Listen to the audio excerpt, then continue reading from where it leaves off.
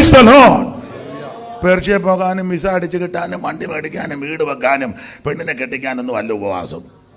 അതൊക്കെ ദൈവം നടത്തി തന്നോളും. ഉപവസിക്കുന്ന എന്തിനാന്ന് വെച്ചാൽ നിന്റെ ക്രിസ്തീയ ജീവിതത്തെ, ആത്മിക ജീവിതത്തെ, ശുശ്രൂഷ മണ്ഡലങ്ങളെ തകർക്കാൻ, അത് വീട്ടിനകത്താന്തേലും സഭയെന്നാന്തേലും നാട്ടിൽ ചുറ്റുപാടിന്ന് മൃഗീയമായ പല വിഷയങ്ങൾ പൊങ്ങി വരുമ്പോൾ അതിനെ കീഴ്പ്പെടുത്തുവാൻ, ജയിച്ചടക്കുവാൻ, അതിൻ്റെ മേൽ ജയമെടുക്കാനാ ഉപവാസം. ദൈവത്തിന് മഹത്വം. ഈ സഭയുടെ ശുശ്രൂഷ ചെയ്യുന്ന ആദരണീയ കർത്തദാസൻ ബഹുമാനപ്പെട്ട ഷാജി പാസ്റ്റർ കുടുംബം, ഇവിടെ വേദിയിലും സദസ്സിലുമായിരിക്കുന്ന ബഹുമാന്യ കർത്തദാസന്മാർ, ഗാനശുശ്രൂഷ ചെയ്യുന്ന പ്രിയപ്പെട്ടവർ, ഈ ദിവസങ്ങളിൽ ഈ പ്രാർത്ഥനയിൽ തുടർമാനമായി സംബന്ധിക്കുന്നവർ, ഇന്ന് പകൽ കൂടപ്പെട്ടവർ, ദൂരത്ത് ഇരുന്ന് കാണുകയും കേൾക്കുകയും ചെയ്യുന്ന പ്രിയപ്പെട്ടവർ, ഇതിന് ശേഷമായിട്ട് ആരെങ്കിലും ഇത് കാണുകയോ കേൾക്കുകയോ ചെയ്യുന്നെങ്കിൽ അങ്ങനെയുള്ളവർ എല്ലാവർക്കും യേശുക്രിസ്തുവിൻ്റെ നിസ്തുല്യ നാമത്തിൽ ഈ പകല് വന്ദനം. എല്ലാവരെയും ദൈവം അനുഗ്രഹിക്കട്ടെ. ഇന്ന് ഇവിടെ നടക്കുന്ന യോഗത്തെ പറ്റി കർത്താവിൻ്റെ ദാസൻ ഏറെ നാളുകൾക്ക് മുമ്പ് വിളിച്ച് ഓർത്ത് പ്രാർത്ഥിപ്പാൻ ദൈവം കൃപ നൽകി. എന്നാൽ ഇന്ന് വരാൻ പറ്റാത്ത നിലയിൽ തടസ്സങ്ങളുണ്ടായിരുന്നു. മറ്റൊന്നുമല്ല, 1-2 ദുഃഖഭവനത്തിൽ പോകണമായിരുന്നു. എനിക്ക് വളരെ വേണ്ടപ്പെട്ട ഒരു വാത്സല്യ പിതാവ് കടന്നുപോയി. അവർ ചെങ്ങന്നൂര് TPM സഭയിലെ മെമ്പേഴ്സാണ്. അവരുടെ അദ്ദേഹത്തിൻ്റെ ഭാര്യയുടെ വീട്ടുകാരും അദ്ദേഹത്തിൻ്റെ വീട്ടുകാരുമായിട്ടും അടുത്ത ആത്മീക ബന്ധമാണ്. മാത്രമല്ല, ആ വീട്ടിലെ മകൻ വിവാഹം ചെയ്തിരിക്കുന്നതും വളരെ അടുപ്പക്കാരാണ്. അങ്ങനെ പോകേണ്ടതാണ്. ഇന്നത് ശുശ്രൂഷയിൽ അവിടെ പകൽ സംബന്ധിക്കേണ്ടതാണ്. എന്നാൽ മരണവാർത്ത അറിഞ്ഞ് ഞാനൊന്ന് ചെന്ന് പ്രാർത്ഥിച്ചു. ഇന്ന് ഇങ്ങോട്ട് പോരേണ്ടത് കൊണ്ട് ഇന്നലെ രാത്രി വീണ്ടും ചെന്നു. എങ്കിലും അവർക്ക് അതത്ര തൃപ്തിയായിട്ട് വന്നില്ല. ഇനിയും പിന്നെ വരാമെന്നും പറഞ്ഞാൽ പോകുന്നത്. ഇന്നലെ രാത്രിയിൽ ഞങ്ങൾക്ക് തിരുവല്ലയിൽ സഭയിൽ ഉപവാസ പ്രാർത്ഥന നടന്നുകൊണ്ടിരിക്കുക. ഇന്നലെ പകലവിടെ ശുശ്രൂഷ ഉണ്ടായിരുന്നു. അത് കഴിഞ്ഞ് അസംബ്ലി സഭയുടെ കായംകുളം സെക്ഷൻ്റെ കൺവെൻഷൻ നടക്കുകയായിരുന്നു. ഇന്നലെ രാത്രി അവിടെ കൺവെൻഷനിൽ ശുശ്രൂഷിച്ചു. അതിനുശേഷമായിട്ട് കായംകുളത്തിൽ നിന്ന് വീട്ടിൽ വന്ന് രാത്രി തന്നെ ഞാനിഞ്ഞ് പോന്നു. കാരണം രാവിലെ വന്നാച്ച പല തടസ്സങ്ങളാണ്. ഇതിനിടയ്ക്ക് പാസ്റ്റർ മെസ്സേജും വിട്ടു, ഇവിടെ ചാലക്കുടി പാലത്തിൽ പണി നടക്കുന്നുണ്ട്, അതും തടസ്സമാണ്. അപ്പോൾ രാവിലെ വരുമ്പോൾ പിന്നെയും ബുദ്ധിമുട്ട് വരാതിരിക്കാൻ രാത്രി തന്നെ യാത്ര ചെയ്ത് ഇവിടെ അടുത്ത് അല്പസമയങ്ങൾ വിശ്രമിപ്പാനിടയായി. ദൈവം അനുവദിച്ചാൽ ഇന്ന് പകലും ഈ രാത്രിയിലും നമുക്ക് ദൈവത്തിൻ്റെ വചനം ശാന്തമായിട്ട് ചിന്തിക്കാം. ഈ ദിവസങ്ങളിൽ കർത്താവിൻ്റെ ദാസന്മാരെ ദൈവം അയച്ച് ആവശ്യമായ എല്ലാ ആലോചനകളും നൽകിക്കൊണ്ടിരിക്കുന്നത് ഓർത്ത് ദൈവത്തെ മഹത്വപ്പെടുത്തും. ഈ പകലും നമുക്ക് ദൈവകൃപയിൽ ശരണപ്പെട്ട് തിരുവചനത്തിൽ നിന്ന് ചിന്തിക്കുക. എനിക്ക് തൊണ്ടയ്ക്ക് ബുദ്ധിമുട്ടുണ്ട്. എല്ലാ ദിവസവും ഇങ്ങനെ പ്രസംഗവും യാത്രയും വിശേഷിച്ച് ഉറക്കമുളപ്പും ഒക്കെ ഉള്ളതുകൊണ്ട് അതിൻ്റെ ബുദ്ധിമുട്ടുണ്ട്. അതുകൊണ്ട് ഇന്ന് പാട്ടുമൊന്നും പാടുന്നു. ദൈവവചനത്തിൽ നിന്ന് ഈ പകൽ നമുക്ക് ചിന്തിക്കാം. അതിന് അടിസ്ഥാനമായിട്ട് വായിച്ചത് യാക്കോബിൻ്റെ ലേഖനം 4-ാം അധ്യായം 7-ാം വാക്യമാണ്. നമുക്ക് രാത്രിയിലെ യോഗം എപ്പോഴും അല്ല 6:30 9 നിർത്തും. എനിക്ക് നാളെ 2 സഭായത്തിന് സംബന്ധിക്കണം. രാവിലെ 8 മണിക്ക് ഒരു സ്ഥലത്ത് പോകണം. അതിനുശേഷം സഭയെ വരണം. അത് കഴിഞ്ഞ് നാളെ വൈകിട്ട് കനകപ്പലം കൺവെൻഷൻ കഴിഞ്ഞ് ഇന്നലത്തെ പോലെ രാത്രി യാത്ര ചെയ്ത് ഹൈ റേഞ്ച് പോകണം. അവിടുത്തെ അടക്കം തിങ്കളാഴ്ചയാണ്. അപ്പം രാത്രി അവിടെ പോയി ഡെഡ് ബോഡി അവർ വൈകിട്ട് കൊണ്ടുവരും. കുറച്ച് സമയം ചിലവഴിക്കണം. എൻ്റെ സ്നേഹിതൻ്റെ പിതാവ്. അതിനുശേഷം കണ്ണമ്പള്ളി ജോർജാൻ മരിച്ച് തിങ്കളാഴ്ച പകൽ അവിടെ ചെല്ലണം. വൈകിട്ട് ആറ്റിങ്ങൽ കൺവെൻഷനിൽ ചെല്ലണം. അപ്പം ഇങ്ങനെ ബന്ധപ്പാടുണ്ട്. എങ്കിലും ദൈവമക്കളുടെ പ്രാർത്ഥന വളരെ കോട്ടയാണ്. അതുകൊണ്ട് ഈ പകല് അല്പസമയങ്ങൾ നമുക്ക് നിശ്ചയിക്കപ്പെട്ട സമയപരിധിയിൽ നിന്ന് വചനത്തിൽ നിന്ന് അല്പസമയം ചിന്തിക്കുക. എല്ലാവർക്കും വളരെ പരിചിതമായ തിരുവെടുത്താണല്ലോ വായിച്ചത്. ഒരിക്കൽ കൂടി വായിച്ച് സഹായിച്ചാട്ടെ. ആകയാൽ നിങ്ങൾ ദൈവത്തിന് കീഴടങ്ങുവിൻ. ആരാ വായിക്കുന്നത്? കാണുന്നു. വായിച്ചു.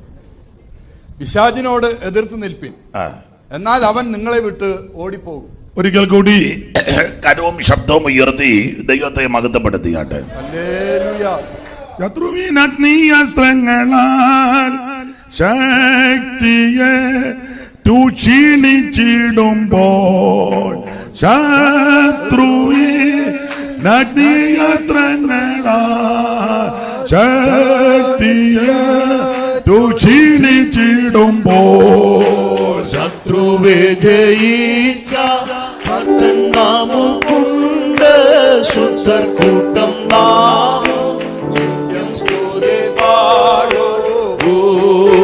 ശത്രുവെ ജയിച്ച ഭക്തൻ നമുക്കുണ്ട്.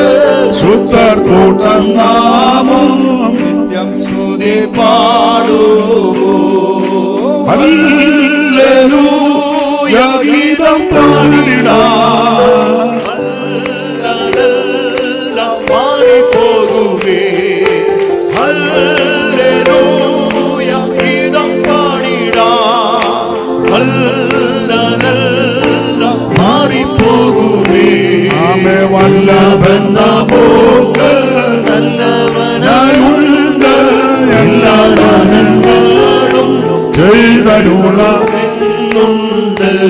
ആമേ വല്ലഭൻ നമുക്ക് നല്ലവനായുണ്ട്. എല്ലാ ദാനങ്ങളും ചെയ്തരുളുമെന്നുണ്ട്.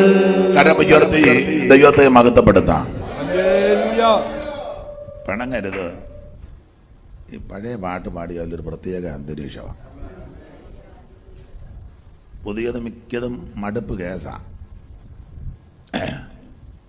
ഇപ്പം തന്നെ പഴയ പാട്ടിന് 2 വരി പാടിയ ഇത് പാടിയിരുന്ന ഇന്ന് ഇപ്പം ഭജന ശുശ്രൂഷ നടക്കുകയല്ല.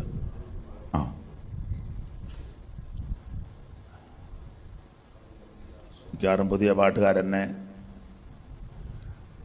പുതിയ പാട്ടെല്ലാം മോശമാണെന്ന് പറയുന്നില്ല, എന്നാലും പഴയതാ കുറച്ചുകൂടെ. ഇന്ന് പകലത്തെ തിരുവചന ചിന്തയ്ക്ക് അടിസ്ഥാനമായിട്ട് വായിച്ചത് യാക്കോബിന്റെ ലേഖനം 4-ാം അധ്യായത്തിന്റെ 7-ാം വാക്യമാണ്. നമുക്കറിയാം പുതിയ നിയമത്തിലെ 21 ലേഖനങ്ങളിൽ പൊതുലേഖനങ്ങളിൽ പെട്ടതാണ് യാക്കോബിന്റെ ലേഖനം. എബ്രായ ലേഖനം, യാക്കോബിന്റെ ലേഖനം, പത്രോസിന്റെ ലേഖനം, യോഹന്നാന്റെ 3 ലേഖനം, യൂദയുടെ ലേഖനം, ഇതെല്ലാം ആ നിലയിൽ പഠിക്കുന്ന ലേഖനങ്ങളാണ്. അപ്പോൾ തന്നെ ഈ 21 ലേഖനങ്ങളിൽ 2 ലേഖനങ്ങൾ സമാന്തരമായ 2 രേഖ പോലെ, ഒന്നുകൂടെ മനസ്സിലാകുന്ന ഭാഷയിൽ പറഞ്ഞാൽ ഈ റെയിൽവേ പാളം പോലെ. അത് മറ്റൊന്നുമല്ല, ഒന്ന് റോമാ ലേഖനവും 2 യാക്കോബിന്റെ ലേഖനവും. കാരണം ഈ 2 ലേഖനങ്ങളിൽ ലേഖനകർത്താക്കൾ 2 വിഷയം അരക്കിട്ടുറപ്പിക്കുക. റോമാലേഖനം നമുക്കറിയാം വിശ്വാസത്താലുള്ള നീതീകരണം. ഈ സൺഡേ സ്കൂൾ കുഞ്ഞുങ്ങളെല്ലാം അത് പഠിച്ചു വെച്ചിരിക്കുക. ഇപ്പൊ ഇവര് ചിന്തിക്കുക ഇതാന്നോ ഇങ്ങേര് വന്ന്. അപ്പോൾ റോമാലേഖനത്തിൽ വിശ്വാസത്താനുള്ള നീതീകരണം പൗലോസ് സ്ഥാപിച്ചു. എന്നാൽ യാക്കോബ് അപ്പോസ്തലൻ അതിനെ ഖണ്ഡിക്കുന്നില്ല. യാക്കോബ് പറയുക പ്രവൃത്തി വേണം. അപ്പോൾ പ്രവർത്തിക്കാണ് യാക്കോബ് കുറച്ചുകൂടെ ഊന്നൽ കൊടുക്കുന്നത്. അതിന് അബ്രഹാമിനെ എടുത്ത് ഉദ്ധരിച്ചു, റാഹാബിനെയൊക്കെ എടുത്ത് യാക്കോബ് തെളിയിച്ചു.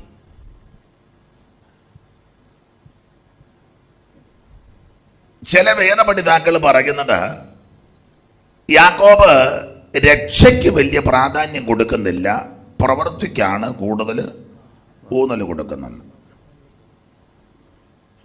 എന്നാൽ യാക്കോബിന്റെ ലേഖനം പഠിക്കുമ്പോൾ നമുക്കറിയാം രക്ഷയ്ക്ക് വളരെ പ്രാധാന്യം കൊടുക്കുന്നയാളാണ് യാക്കോബ്. അത് വായിച്ചാൽ 3 വിധത്തിലെ രക്ഷ. 1 ആത്മരക്ഷ, 2 പ്രാണരക്ഷ, 3 ദേഹരക്ഷ. 3 വാക്യം വായിക്കാം.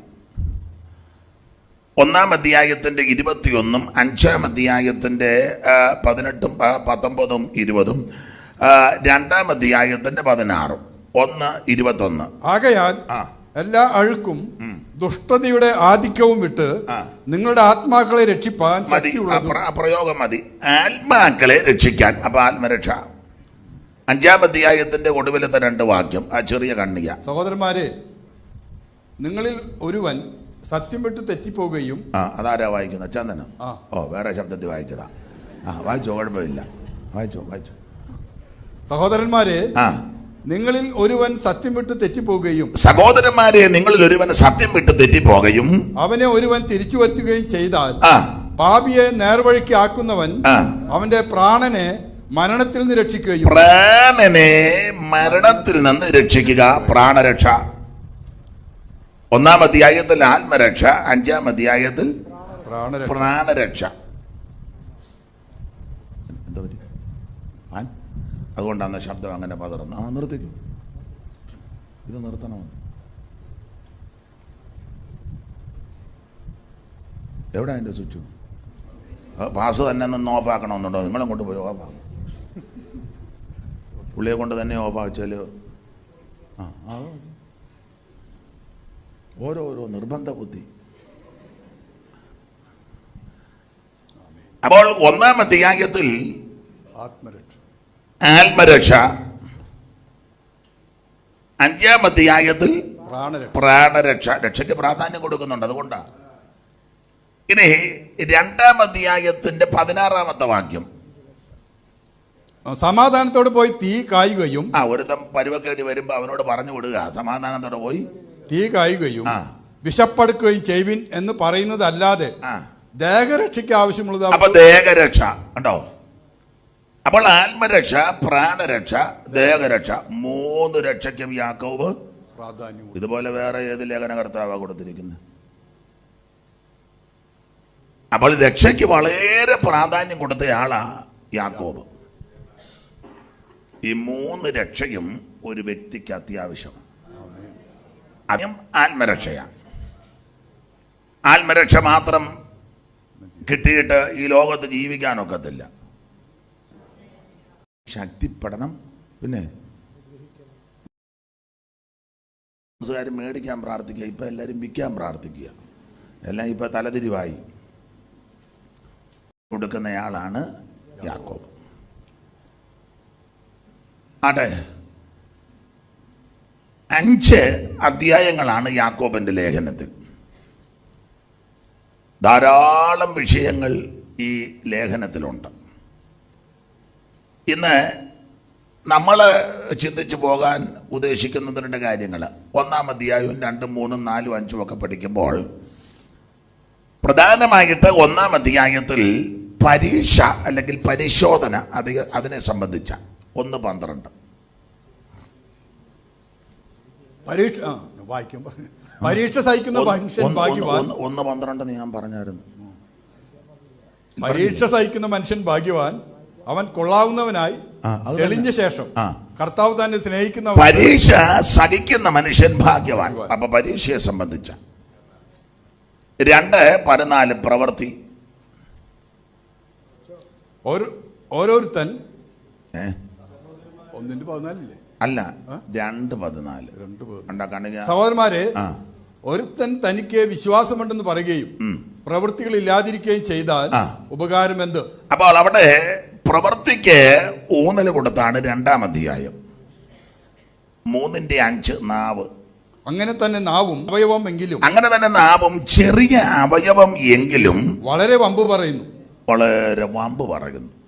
അപ്പോൾ മതി. അപ്പൊ നാവിന് നിയന്ത്രണം. 3. 4 ന്യായാധിപതി വാദക്ക നിപ്പുണ്ട്. 5:9. സഹോദരന്മാരെ, വിധിക്കപ്പെടാതിരിപ്പാൻ ഒരുവന്റെ നേരെ ഒരുവൻ ഞരങ്ങിപ്പോകരുത്. ഇതാ ന്യായാധിപതി വാതിക്കൽ നിൽക്കുന്നു. മതി. അപ്പോൾ ഈ ലേഖനം വളരെ ആഴമേറിയ ഈടുറ്റ ലേഖനമാണ്. 1-ാം അധ്യായത്തിൽ പരീക്ഷയെ സംബന്ധിച്ച്, 2-ാം അധ്യായത്തിൽ അവൻ പ്രവൃത്തിക്ക് പ്രാധാന്യം കൊടുക്കുന്നു, 3-ാം അധ്യായത്തിൽ നാവിന് നിയന്ത്രണം, 4-ാം അധ്യായത്തിൽ പിശാചിനോട് എതിർത്ത് നിൽക്കണം, 5-ാം അധ്യായത്തിൽ 2 വിഷയം, യേശുക്രിസ്തുവിന്റെ പ്രത്യക്ഷതയും അപ്പോൾ തന്നെ ന്യായാധിപതി വാതുക്കലുണ്ട്. 1-ാം അധ്യായത്തിൽ പറയുക, പരീക്ഷ സഹിക്കുന്ന മനുഷ്യൻ ഭാഗ്യവാൻ. ഞാൻ എപ്പോഴും പറയും, നിങ്ങൾക്കും അറിയാം, ഈ ദൈവമക്കളോടുള്ള ബന്ധത്തിൽ പരീക്ഷ ഒരു പ്രശ്നമൊന്നുമല്ല. പരീക്ഷ വരണം. ഈ പരീക്ഷ കഴിയുമ്പോഴാണ് ഇയാൾ എങ്ങനെയാന്ന് തെളിയുന്നത്. അതുകൊണ്ട് പരീക്ഷ എല്ലാം കഴിഞ്ഞിരിക്കുക. റിസൾട്ട് വരുമ്പോൾ അറിയാം ഇവന് ഒരു വർഷം അവിടെ എന്തിനാ പോയെന്ന്. ഇല്ലേ? ടിഫിനുമൊക്കെ കൊണ്ടുപോയി, കുപ്പിക്കകത്ത് വെള്ളം, സ്കൂബിയുടെ ബാഗ്, ഇല്ലേ? ജയിക്കുമോ? ജയിക്കുമോ? ജയിക്കുമോ? ജയിക്കുമോ?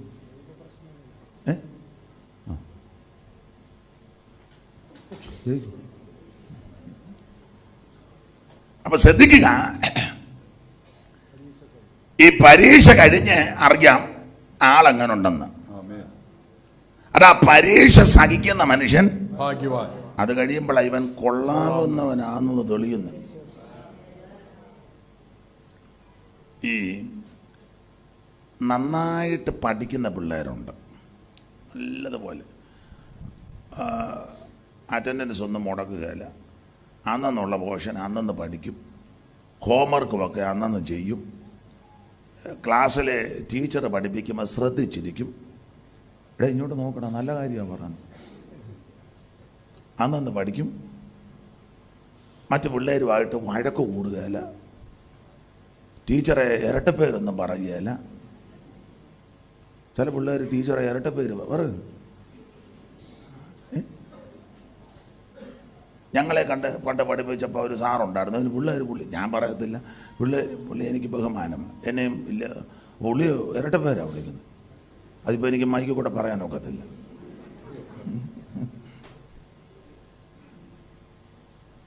അപ്പം ഈ സാറ് പഠിപ്പിക്കുന്നത് ശ്രദ്ധിക്കണം, സാറിനെ ബഹുമാനിക്കണം. പണ്ടൊക്കെ സാറന്മാരെ ബഹുമാനം, ഇപ്പം സാറ് പേടിച്ചാണ് നടക്കുന്നത്.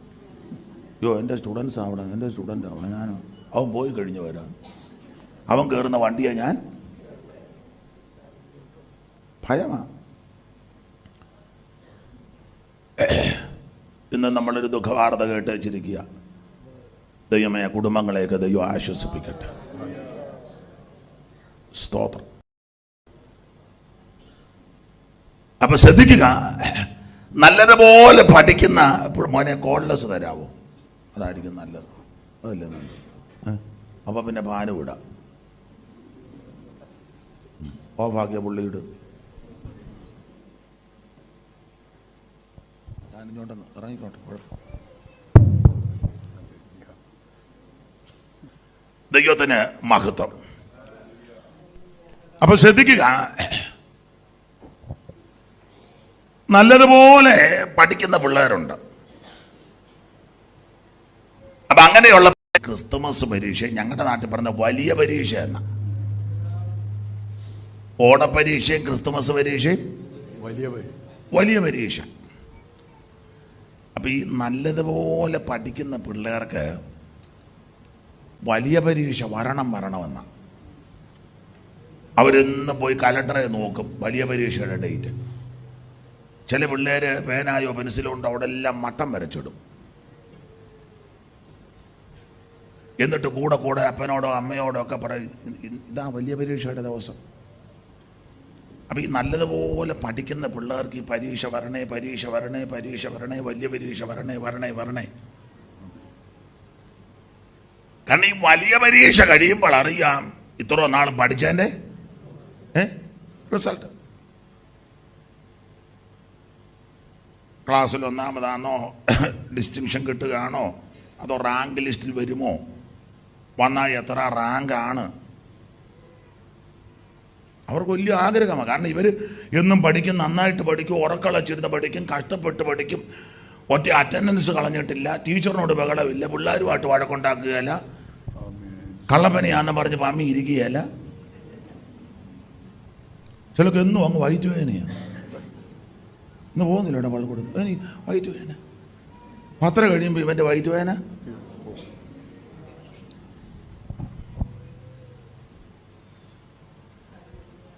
നന്നായിട്ട് പഠിക്കുന്ന പിള്ളേര് പഠിച്ചിരിക്കുകയല്ലേ, അവരുടെ ആഗ്രഹം മുഴുവൻ വലിയ പരീക്ഷ വരണം, വലിയ പരീക്ഷ വരണം, വലിയ പരീക്ഷ. കാരണം വലിയ പരീക്ഷ കഴിയുമ്പോൾ അറിയാം ഇവനെങ്ങനെ ഉണ്ടെന്ന്. ആത്മീക ജീവിതത്തിൽ ഇത് തന്നെ. വിശ്വസ്തരായിട്ട് നിൽക്കുകയും വിശുദ്ധിയോടെ നിൽക്കുകയും വചനം പഠിച്ചവർക്കും ആരാധിക്കുന്നവർക്കും ഉപവസിക്കുന്നവർക്കും പ്രാർത്ഥിക്കുന്നവർക്കും ദൈവത്തോടും ദൈവസഭയോടും ദൈവകുഞ്ഞുങ്ങളോടും ഒക്കെ നല്ല രീതിയിൽ ഇടപെടുന്നവർക്കും തന്നാലാവും വിധം വിശ്വസ്തരായിട്ട് ജീവിക്കുന്നവർക്ക് പരീക്ഷ വിഷയമല്ല. അവരുടെ ആഗ്രഹം പരീക്ഷ വരട്ടെ, പരീക്ഷ വരട്ടെ, വരട്ടെ. ഇത് കഴിയുമ്പോൾ ഞാൻ ഒന്നുകൂടെ തെളിഞ്ഞ് പുറത്തിറങ്ങാൻ പോവാ. സ്തോത്രം. പക്ഷെ മറുവശം പള്ളിക്കൂടത്തിൽ പോകാത്ത പിള്ളേരുണ്ട്, സ്കൂളിൽ പോകാതെ പറക്കാൻ നടക്കുന്നവനുണ്ട്, ഇടവഴി സൈക്കിളുമായിട്ട് ഇടവഴി കയറി പമ്മിയിരിക്കുന്നവനുണ്ട്. എന്നും വയറ്റുവേദനയുള്ള പിള്ളേർ ഉണ്ട്. ടീച്ചറെ ഇരട്ടപ്പേര് പറഞ്ഞു കൂടെയുള്ള പിള്ളേരും തമ്മിത്തലുണ്ടാക്കി വെച്ച് പിറ്റേന്ന് അവൻ പോകുകയല്ല. പോകുന്നില്ല വേണം, ഇനി ഞാൻ പോകുന്നില്ല. തല്ലുണ്ടാക്കിയപ്പോൾ അവൻ പറഞ്ഞു നാളെ നിന്നെ കണ്ടേക്കാന്ന്. തന്നെ ഇവൻ പഠിക്കത്തുമില്ല, പുസ്തകം തുറക്കുകയില്ല, പഠിക്കുകയില്ല. അങ്ങനെയുള്ളവൻ്റെ ചിന്ത എന്നാണെന്നറിയാവോ? അവനെ വലിയ പരീക്ഷയുടെ ഡേറ്റ് എടുത്ത് വരുമ്പോൾ കർത്താവേ ഈ സ്കൂളിന് ആരെങ്കിലും തീ വെക്കണേ. ആ ചോദ്യപേപ്പർ ആരെങ്കിലും അടിച്ചു മാറ്റിക്കൊണ്ട് പോകണം. ഇവൻ്റെ പ്രാർത്ഥന ഇതാ, സ്കൂൾ കത്തണേ, ടീച്ചറാകണേ. കാരണം ഇവനറിയാം ഈ പരീക്ഷയിൽ ഇവൻ ജയിക്കത്തില്ല. അപ്പൊ സ്കൂളിന് തീ പിടിച്ച വിഷയം തീർന്നല്ലോ. അല്ലെങ്കിൽ സാറ് ചത്തുപോയ അല്ല. ആത്മീകത്തിൽ ഇവനൊക്കെ തന്നെ. ഈ ആത്മീകത്തിൽ ശരിയാകാത്ത ആൾക്കാരാ കർത്താവേ അത് വരരുതേ, ഇത് വരരുതേ, അത് വരരുതേ, രോഗം വരരുതേ, ക്ഷീണം ഉണ്ടാകരുതേ, ബുദ്ധിമുട്ടൊന്നും വരരുതേ, എനിക്ക് എൻ്റെ പിള്ളേർക്ക് ഒരു കുഴപ്പവും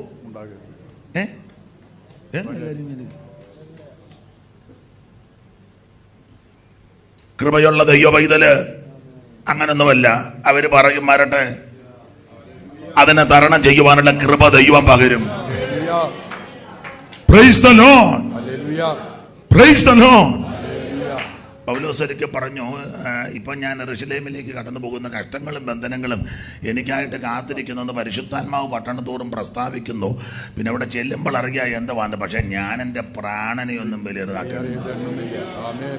ദൈവകൃപയുടെ ഓട്ടവും കർത്താവാകുന്ന യേശുക്രിസ്തു തന്ന ശുശ്രൂഷയും തികയ്ക്കണമെന്ന് എനിക്കുള്ളൂ. അപ്പൊ പൗലോസിന് ഇത് വിഷയമൊന്നുമല്ല. ഒരു ദൈവഭക്തൻ അങ്ങനെ ആയിരിക്കണം. പരീക്ഷകൾ വരുമ്പോൾ പതറരുത്. ഈ പരീക്ഷ കഴിയുമ്പോൾ അറിയാം ആളെങ്ങനെ ഉണ്ടെന്ന്. എല്ലാ ഭാഗവും എടുക്കുന്നില്ല. പരീക്ഷയെ ജയിക്കാൻ ദൈവം നമുക്ക് കൃപ തരും. പൗലോസ് ഒരിക്കല് കൊരിന്ത്യർ ലേഖനം 10-ാം അധ്യായത്തിന്റെ 13 പറഞ്ഞു, മനുഷ്യർക്ക് നടപ്പല്ലാത്ത പരീക്ഷ നിങ്ങൾക്ക്. അപ്പം നമുക്ക് സഹിക്കാൻ പറ്റാത്തതൊന്നും ദൈവം നമുക്ക് തരികയില്ല. ആ വാക്യം ഒന്ന് വായിച്ചു വെച്ചാ 10:13.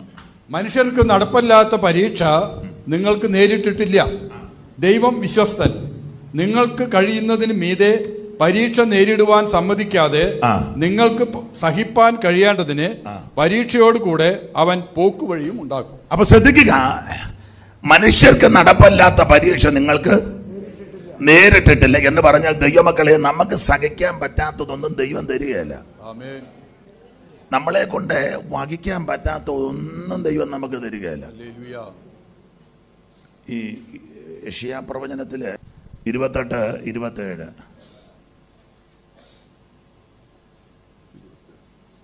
കരിഞ്ജീരകം മെതിവണ്ടി കൊണ്ട് മെതിക്കുന്നില്ല. കരിഞ്ജീരകം മെതിവണ്ടി കൊണ്ട് മെതിക്കുന്നില്ല. ജീരകത്തിന്മേൽ വണ്ടിയുടെ ചക്രം ഉരുട്ടുന്നതുമില്ല. വണ്ടിയുടെ ചക്രം കയറ്റി ഉരുട്ടുകയില്ല. മനസ്സിലായി കാണും. കരിഞ്ജീരകത്തിന്റെ മുകളില് മെതിവണ്ടി കയറ്റുകയില്ല. ജീരകത്തിന്റെ മണ്ടയിലെ അതിന്റെ ചക്രവും കയറ്റി ഉരുട്ടുകയില്ല. കാരണം ദൈവത്തിനറിയാം ഇത് ജീരകമാ, ഇത് കരിഞ്ജീരകമാ. പിന്നെ അതിനെ എങ്ങനെ ക്രമീകരിക്കുന്ന ചോദിച്ചാൽ വടി കൊണ്ടും കോല് കൊണ്ടും. അടുത്ത വാക്യം. കരിഞ്ജീരകം വടി കൊണ്ടും, കരിഞ്ജീരകം വടി കൊണ്ടും, ജീരകം കോൽ കൊണ്ടും ജീരകം കോല് കൊണ്ടും തല്ലിയെടുക്കുക അത്രേ ചെയ്യുന്നത്. അത്രേ ഉള്ളൂ. എന്ന് പറഞ്ഞാൽ നമുക്ക് സഹിക്കാൻ പറ്റാത്തതൊന്നും ദൈവം തരികയല്ല. ചിലരൊക്കെ ഇന്ന് പകൽ വന്നിരിക്കുന്നത് മാസ്റ്ററെ ഞാനായതുകൊണ്ടാണ് ഇതെല്ലാം സഹിച്ചിങ്ങനെ നിൽക്കുന്നത്. അല്പം കൂടെ സാമർഥ്യമുള്ള സഹോദരിമാർ പറയുന്നത് മാസ്റ്ററെ ഞാനായതുകൊണ്ടാണ് ഇതെല്ലാം സഹിച്ച് ഇങ്ങേരുടെ കൂടെ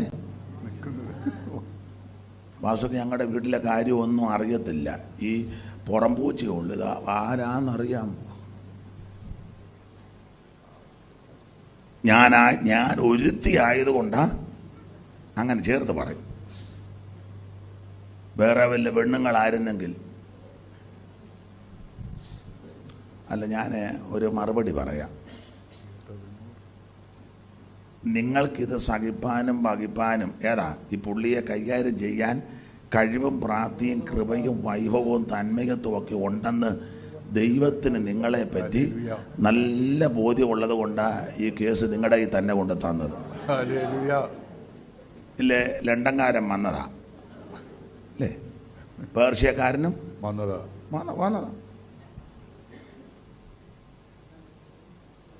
എന്നോടൊരു സഹോദരി പറഞ്ഞ കാനഡ തോമാച്ചൻ എന്നെ ആലോചിച്ചതായിരുന്നു. അന്നാരും ഇങ്ങേര് ഞാൻ പറഞ്ഞു തോമാച്ചൻ ആയിരുന്നെങ്കിൽ തോമാച്ചൻ നിന്നെ കൊന്നേനും. ഈ പുള്ളിയെ ദൈവം നിന്റെ തന്നിരിക്കുക. പണ്ട് ഉണ്ണിച്ചായം പറയുമായിരുന്നു, കെ എം ജോസഫ് അവറുകൾ, ഏലിയാമ്മയ്ക്ക് പറ്റിയതാ എനിക്ക് പറ്റിയതാ. നാട്ടിലൊരു ചൊല്ലുണ്ടെന്ന്, തവിക്കൊത്ത കാണാം. അതുകൊണ്ട് സങ്കടപ്പെടുക തന്നെ, ഇത്ര സങ്കടപ്പെടുകയൊന്നും ചെയ്യരുത്. നമുക്ക് സഹിക്കാൻ പറ്റാത്തതൊന്നും ദൈവം തരികയില്ല. കരിജീരകത്തിന്റെ മേൽ ദൈവം മെതിവണ്ടിയും ജീരകത്തിന്മേൽ ചക്രവും കെട്ടി ഉരുട്ടത്തില്ല. അതിനെ കോല് കൊണ്ട് മടി കൊണ്ട് വടിക്കും. അപ്പൊ ചില അടിയും വടിയുടെ ഒരു അടിയൊക്കെ ഏക്കുമ്പോൾ ക്ഷീണിക്കരുത്. ദൈവം മറന്നിട്ടില്ല, ദൈവം തള്ളിക്കളഞ്ഞതല്ല. പൊന്നുപോലെ നിന്നെ പുറത്തിറക്കുക. ചില രോഗപീഠകൾ വരുമ്പോൾ നിരാശപ്പെട്ടു പോകരുത്. ദൈവം നിന്നെ ഉപേക്ഷിച്ചതല്ല, അവിടുന്ന് സൗഖ്യമാക്കാൻ ശക്തനാണ്. ചില ബുദ്ധിമുട്ടുകളും ഞെരുക്കങ്ങളും ഒക്കെ വരുമ്പോൾ ആമ ക്ഷീണിച്ചു പോകരുത്. ദൈവം നമ്മെ മറന്നതല്ല, ഉപേക്ഷിച്ചതല്ല. എന്നെ മോനെ മൈക്കിനൊരു എൻ്റെ കുഴപ്പമാണോ, മൈക്കിൻ്റെ കുഴപ്പമാണോ? ദൈവത്തിന് മഹത്വം. അവിടെ തന്നെ നിൽക്കണോ? അപ്പൊ ശ്രദ്ധിക്കുക. ഈ പരുവത്തിന് നിൽക്കുക. നീ ഇടക്കിടക്ക് പിടിച്ചു വരും. അപ്പൊ നമുക്ക് സഹിക്കാൻ പറ്റാത്തതൊന്നും നമ്മുടെ ദൈവം നമുക്ക് തരികയല്ല. പരീക്ഷയോട് കൂടെ അവിടുന്ന് പോക്കുവഴി ഉണ്ടാക്കും. അവിടെ ഞാൻ വിശദീകരിക്കുന്നില്ല. 1-ാം അധ്യായത്തിൽ പരീക്ഷയെ സംബന്ധിച്ച് പക്ഷേ യേശുക്രിസ്തുവിനെ പിശാച് പരീക്ഷിച്ചു. നമ്മൾ വായിക്കുന്നുണ്ടല്ലോ, നമുക്കറിയാം വചനം. മത്തായി സുവിശേഷത്തിൽ വായിക്കുന്നത് 40 ദിവസം കഴിഞ്ഞപ്പോൾ പരീക്ഷകൻ അടുത്തു വന്നെന്ന. എന്നാൽ ലൂക്കോസിന്റെ സുവിശേഷം പഠിക്കുമ്പോൾ 40 കഴിഞ്ഞപ്പോൾ അല്ല, 40 കഴിഞ്ഞപ്പോൾ വന്നു, പക്ഷേ 40 ദിവസവും പരീക്ഷിച്ചെന്ന. നിങ്ങൾക്ക് നെല്ലിക്കുന്നം കാര്യമൊന്നും പഠിപ്പിക്കുമോ? നമ്മുടെ എല്ലാം പഠിച്ച് നല്ല തികഞ്ഞിരിക്കുക. അതുകൊണ്ട് ചിലർ വേദപുസ്തകം പോലും കൊണ്ടുവന്നിട്ടില്ല. ചിലർ കൊണ്ടുവന്നവരോട്ട് ഇതുവരെ തുറന്നു പോലുമില്ല. കാരണം അത്രയ്ക്ക് തിട്ടമാണ്. പിന്നെ അദ്ദേഹം എനിക്ക് സഹായിച്ച് വായിച്ചു തരിക. അഭിനന്ദിക്കുന്നു. പേരെന്തുവാ? നല്ല പേരാ. പേര് കളയരുത്. നന്നായിട്ട് വായിക്കുന്നുണ്ട്. ദൈവം അനുഗ്രഹിക്കട്ടെ. അപ്പോൾ മത്തായി സുവിശേഷത്തിൽ വായിക്കുന്നത് ഉപവാസം കഴിഞ്ഞപ്പോൾ പരീക്ഷകൻ വന്നത്. വായിച്ചു വെച്ചാൽ 4:1, മത്തായി 4:1. അനന്തരം പിശാചിനാൽ പരീക്ഷിക്കപ്പെടുവാൻ യേശുവിനെ ആത്മാവ് മരുഭൂമിയിലേക്ക് നടത്തി. യേശുക്രിസ്തുവിനെ ആത്മാവ് മരുഭൂമിയിലേക്ക് നടത്തി. അടുത്തത് അവൻ 40 പകലും 40 രാവും ഉപവസിച്ച ശേഷം അവന് വിശന്നു. അപ്പോൾ പരീക്ഷകൻ അടുത്തു. മത്തായി സുവിശേഷത്തിൽ വായിക്കുന്നത് 40 പകലും 40 രാവും യേശു ഉപവസിച്ചു. അപ്പോൾ യേശുവിന് വിശന്നു. അപ്പോൾ പരീക്ഷകൻ അടുത്തു വന്നു. അപ്പൊ ഇത് ഓടിച്ച് വായിച്ചാൽ നമുക്ക് തോന്നും 40 കഴിഞ്ഞപ്പോൾ ആ പിശാച് 41 നാൾ ഉപവസിച്ചിടവേ നീ താൽപര്യത്തോടടുത്തു വൈരിയായോ 40 നാൾ ഉപവസിച്ചിടവേ നീ താൽപര്യത്തോടടുത്തു വൈരിയാ ദുഷ്ടമാം പ്രലോഭനത്തി ഒട്ടുമേ വാഴിപ്പെടാതെ നിഷ്ഠയാല ഘോര വൈരിയെ തോൽപ്പിച്ചോരു സിയോൻ മണവാളനെ.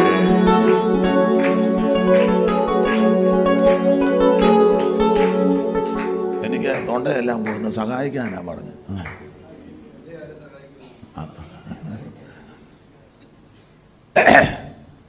അപ്പോൾ മത്തായി വായിക്കുന്നത് 40 ദിവസം കഴിഞ്ഞപ്പോൾ പരീക്ഷകൻ അടുത്തു വന്ന. ചിലരോർക്കുന്ന ഉപവസിക്കുമ്പോൾ മാത്രം ഇവൻ വരുവോളെന്ന്. അതിനാ എപ്പോഴും ഈ ഉപവാസം രക്തം അങ്ങോട്ട് അല്ല ചിലരുടെ ധാരണ, അയ്യോ ഉപവസിക്കുമ്പോൾ മാത്രമല്ല. വായിച്ചേ ഉൽപ്പത്തി 3:1. യഹോവയായ ദൈവം ഉണ്ടാക്കിയ എല്ലാ കാട്ടുജന്തുക്കളെക്കാളും പാമ്പ് കൗശലമേറിയതായിരുന്നു. അത് സ്ത്രീയോട്, തോട്ടത്തിലെ യാതൊരു വൃക്ഷത്തിന്റെ ഫലവും നിങ്ങൾക്ക് തിന്നരുതെന്ന് ദൈവം. അമ്മാമ്മ ഉപവാസ പ്രാർത്ഥനയൊന്നും അല്ലായിരുന്നല്ലോ. അമ്മാമ്മ ഞാൻ ഈ തോട്ടത്തിലെ എല്ലാ ഫലമൂലാദികളും അനുഭവിച്ചുകൊണ്ടിരിക്കുക. ആപ്പിളും പൈനാപ്പിളും ചെറിയും ഗൂസ്ബെറിയും പിന്നെ ഇഷ്ടം പോലെ വെള്ളവും. അപ്പം നല്ല കഴിപ്പും കുടിപ്പും ഒക്കെ കഴിഞ്ഞ് ഇന്നപ്പോഴും പിശാച് നമ്മൾ ഓർക്കുന്ന ഈ ഉപവസിക്കുമ്പോൾ മാത്രമാണ് വരുന്നത്. വെറുതെ ഇരുന്നാലും വരും. നമുക്ക് നമ്മുടെ വിഷയത്തിൽ വരാം. ചുമ്മാ ഇരുന്നപ്പോൾ ദാവീദിന് തോന്നിപ്പിച്ചില്ലേ എണ്ണണ വന്ന്.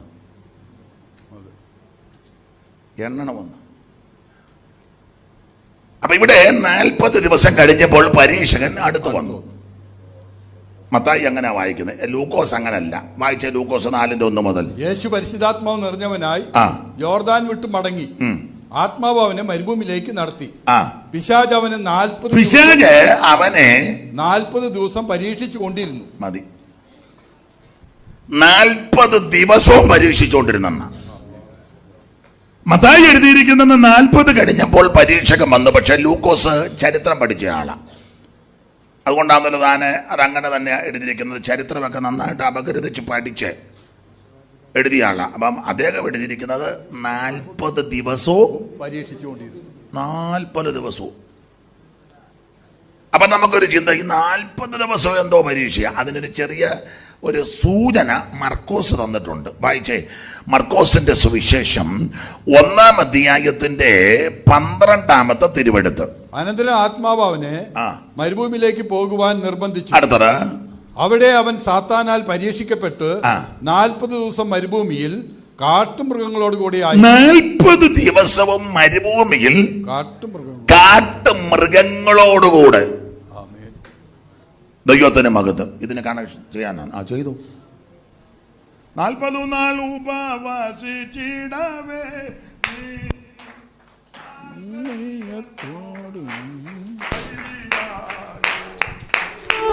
40 നാൾ ഉപവസിച്ചിടവേ നീ താൽപര്യത്തോടടുത്തു വൈരിയായോ ഉത്തമാം പ്രലോഭനത്തിനൊട്ടുമേ വാടിപ്പെടാതെ നിത്യയാല ഘോര വൈരിയെ തോൽപ്പിച്ചോരു സിയോൻ മണവാളനെ. ശ്രീ നരപതിയെ സിയോൻ കരമുയർത്തി ദൈവത്തെ മഹത്വപ്പെടുത്തും. അവിടെ ശ്രദ്ധിക്കുക, മത്തായി പറഞ്ഞത് 40 കഴിഞ്ഞപ്പോൾ വന്നു. ലൂക്കോസ് പറഞ്ഞ് 40 ദിവസവും പരീക്ഷകനുണ്ടായിരുന്നു. അതെന്തോ പരീക്ഷയാന്ന് മർക്കോസ് ഒരു സൂചന തരുന്നു. അവിടുന്ന് 40 ദിവസവും കാട്ടുമൃഗങ്ങളോടുകൂടെ. ഈ കാട്ടുമൃഗങ്ങളോടുകൂടെ 40 ദിവസം എന്ന് പറഞ്ഞ ആന, കരടി, പുലി, കടുവ ഇത്യാദി ഹിംസ ജന്തുക്കളുമായിട്ട് കർത്താവ് ഫാസ്റ്റിംഗ് പ്രയർ നടത്തിയെന്നല്ല. അല്ല, തന്നെയുമല്ല, കർത്താവ് ഉപവസിച്ച ആ സ്ഥലത്ത് ഈ ഇത്യാദി വന്യമൃഗങ്ങളെല്ലാം മറ്റുമില്ല.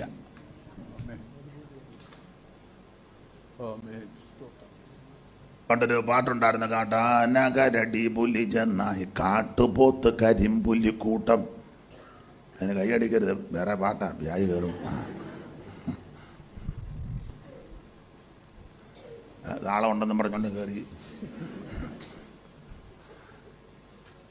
അപ്പൊ ഈ 40 ദിവസവും അവിടുന്ന് കാട്ടുമൃഗങ്ങളോടുകൂടെയായിരുന്നു. എന്ന് പറഞ്ഞാൽ ആന, കരടി, പുലി, കടുവ, കുറുക്കന്, ഇങ്ങനെയുള്ള ജീവികളുമായിട്ടല്ലേ, മൃഗങ്ങളുമായിട്ട് ഉപവസിച്ച നല്ല അർത്ഥം. ഒന്നുകൂടെ വേദപുസ്തകത്തോട് യോജിച്ച് പറഞ്ഞാൽ ഈ 40 ദിവസവും മൃഗീയമായ പല വിഷയങ്ങളാ വന്നത്. ഇനി ഒന്നുകൂടെ തെളിച്ച് പറഞ്ഞാൽ ഈ മൃഗത്തിൻ്റെ സ്വഭാവമുള്ള ആൾക്കാരുണ്ട്. സ്ഥലവും ഒന്നും ഞാൻ പറയത്തില്ല. ഒരാളെ പറ്റി പറഞ്ഞു, പുള്ളിയെ അറിയാമോ ഞാൻ പറഞ്ഞില്ല, അതാണ് കാളക്കുഞ്ഞുഞ്ഞു.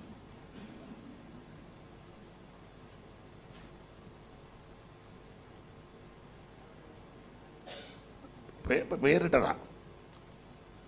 ഈ സ്വഭാവവും രീതിയും സംസാരവും അനുസരിച്ച് പേരിടും. ഒരിക്കലൊരു സഭയിൽ ചെന്നപ്പോൾ അഖിലാണ്ടൻ തങ്കച്ചൻ പ്രാർത്ഥിക്കുമെന്ന്. പുള്ളിയുടെ അഖിലാണ്ടൻ തങ്കച്ചൻ. അപ്പം ഞാൻ ചോദിച്ചാൽ, ആ പുള്ളി എപ്പോൾ പ്രാർത്ഥിച്ചാലും അഖിലാണ്ടങ്ങളുടെ ഉടയവനായ, അതിന് PIP പിള്ളേരിട്ട് കൊടുത്ത പേരാണ് അഖിലാണ്ടൻ തങ്കച്ചൻ. എങ്ങനെയുണ്ട്?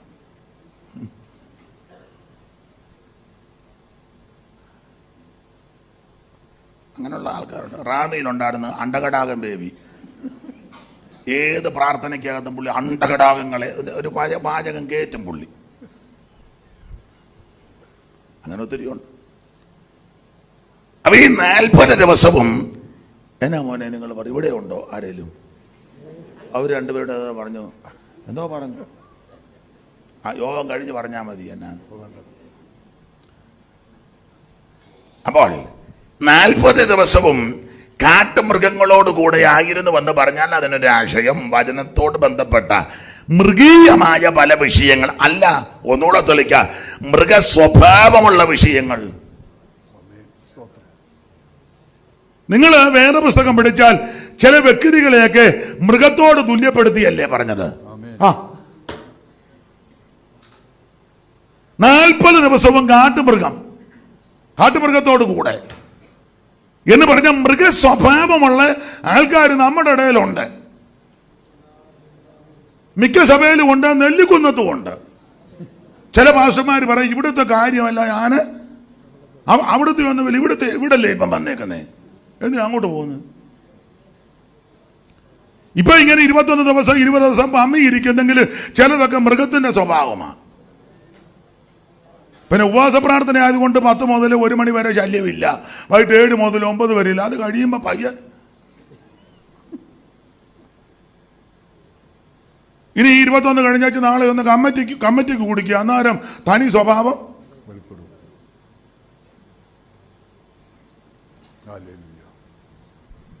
മൃഗീയ സ്വഭാവം. അല്ല, ചില വ്യക്തികളെ അങ്ങനല്ലേ പരാമർശിച്ചത്. 8-ാം വാക്യം വായിച്ച് തിമോത്തിച്ചായ ഉൽപ്പത്തി 49:8 വായിരു.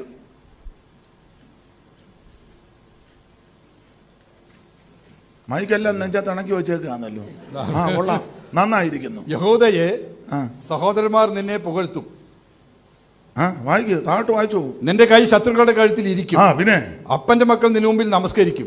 യഹൂദ ഒരു ബാലസിംഹം. അപ്പൊ യഹൂദയ്ക്ക് സിംഹ പ്രകൃതിയാ, സിംഹ സ്വഭാവമാ.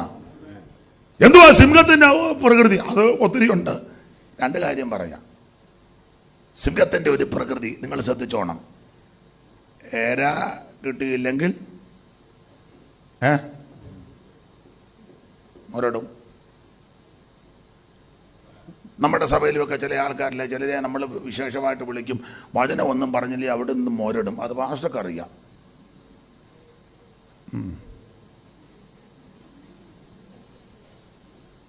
ശുശ്രൂഷകന്മാർക്ക് അറിയാം. ജോർജ് പയ്യ ഇടഞ്ഞിരിക്കുക മിക്കവാറും. രണ്ട്, സിംഹത്തിൻ്റെ ഒരു പ്രകൃതി നിങ്ങൾ ശ്രദ്ധിച്ചോണം. എലിയെ പിടിക്കാനാന്നേലും പുലിയെ പിടിക്കാനാന്നേലും സർവശക്തിയോടാ ചാടുന്നത്. എലിയെ പിടിക്കാനാന്നേലും പുലിയെ പിടിക്കാനാന്നേലും ഇതാ സിംഹത്തിന്റെ പ്രകൃതി. ആ എലിയ നിൽക്കുന്ന കണ്ടിട്ടില്ലേ? ചെറിയ യോഗമാന്നേലും വലിയ യോഗമാന്നേലും നീ ദൈവത്തെ ആരാധിക്കണം. കോട്ടേജ് മീറ്റിംഗ് ആന്നേലും കൺവെൻഷൻ ആന്നേലും ഉപവാസമാന്നേലും ആള് കൂടുതലുണ്ടെങ്കിലും ആള് കുറവാന്നേലും നീ ദൈവത്തെ ആരാധിക്കണം. ദൈവത്തിന് മഹത്വം. ചിലർക്ക് ആരാധന വെളിപ്പെടണമെങ്കിൽ വലിയ സിസ്റ്റം വേണം, വലിയ ആൾക്കാർ വേണം, കെടി കെട്ടിയ പാട്ടുകാർ. പുള്ളിയൊന്നും പാടിയ ഏക്കുകയല്ലേ ചിലര്. ഇപ്പോഴാണെങ്കിൽ കുറേ പാട്ടുകാർ കുറേ പേരുണ്ട്, ആകെ 2 പാട്ടേ ഉള്ളൂ, 2 പാട്ടുമായിട്ട് ഇറങ്ങിയിരിക്കുക. ഇത് മരണ വീട്ടിലും 2 പാട്ട്, പിന്നെ കല്യാണത്തിനും ഈ 2 പാട്ട്, പിന്നെ കുഞ്ഞിനെ പുറത്തിട്ടിരിക്കുന്നിടത്തും ഈ 2 പാട്ട്, സഭായോഗത്തിനും ഈ 2 പാട്ട്. കേൾക്കുന്ന എനിക്കറിയത്തില്ല. ഈ 2 പാട്ട് പാടാൻ ഇവന്മാരെ വിളിച്ചാൽ 25,000 30,000 റേറ്റ് എന്ന് കേൾക്കുന്നു. എനിക്കറിയത്തില്ല, കാരണം ഞാൻ വിളിച്ചിട്ടില്ല, വിളിക്കാനായിട്ട് ഉദ്ദേശിക്കുന്നുമില്ല. ഇവരെ പോലുള്ളവർ നിന്ന് പാടി. ഇപ്പൊ എത്ര പാട്ട് പാടി? ഇന്ന് ഒരു 5-6 പാട്ട് പാടിയില്ലേ? എന്നാ ഒരു സങ്കടം. സ്തോത്രം. മറ്റവരൊക്കെ തുക പറഞ്ഞ് ഒക്കുക. അല്ല, നമ്മുടെ പിള്ളേർക്കും ഇപ്പൊ അവര് മതി. ഞാൻ മുമ്പേ പറഞ്ഞ പോയിന്റ് ഒന്നുകൂടെ വരിക. ആ പഴയ പാട്ട് പാടി എല്ലാവരും കൂടെ ചേർന്നൊന്ന് കൈയടിച്ച് ആരാധിച്ച് അന്തരീക്ഷം അന്നേരം മാറും. അതിനകത്ത് ജീവനാ. ദൈവത്തിന് മഹത്വം. പാട്ട് പാടുന്നതിന് ഞാനെതിരൊന്നുമല്ല. ദൈവത്തിന് ഇപ്പൊ ഇതെല്ലാം വലിയ ബിസിനസ്സാ. ഇത്ര റേറ്റ്, അത് സമയമാകുമ്പോൾ ഇങ്ങോട്ട് വരും, 2 പാട്ട് പാടും. എന്നതാണ് എനിക്ക്. പിന്നെ ആർട്ടിഫിഷ്യലായിട്ട് ഉണർവുണ്ടാക്കും. ഇതെല്ലാം കൂടെ വെച്ച് അങ്ങോട്ട് അരപ്പിച്ചും. പിന്നെ ഇവര് ആക്ഷൻ ഉണ്ട്.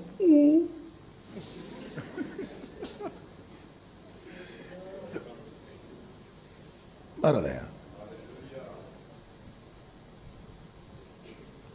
സാമാന്യ ബുദ്ധിയുള്ളവർക്ക് ഇത് മനസ്സിലാകും. അതിന് പരിശുദ്ധാത്മാവ് ആ വിഷയത്തിൽ ഇടപെടണ്ട.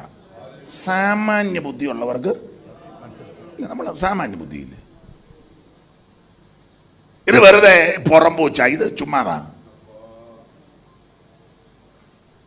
നിങ്ങൾക്കൊരു സങ്കടം പോലെ. ഇത് അകത്തിന്ന് വരുന്നതും അനുഭവത്തിന്ന് വരുന്നതും രുചിച്ച് പറയുന്നത് തമ്മിൽ വ്യത്യാസമുണ്ട്.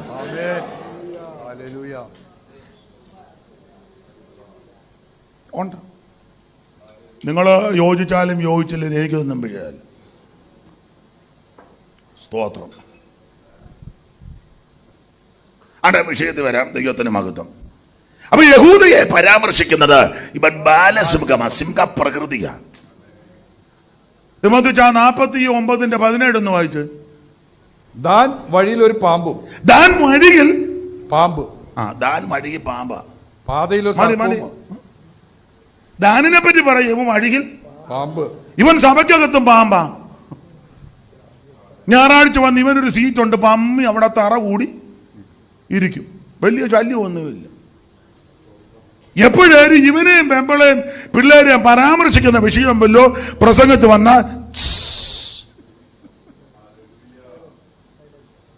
ചീറ്റും. ഒക്കുന്നെങ്കിൽ ഒരു കൊത്തും. പാമ്പാ.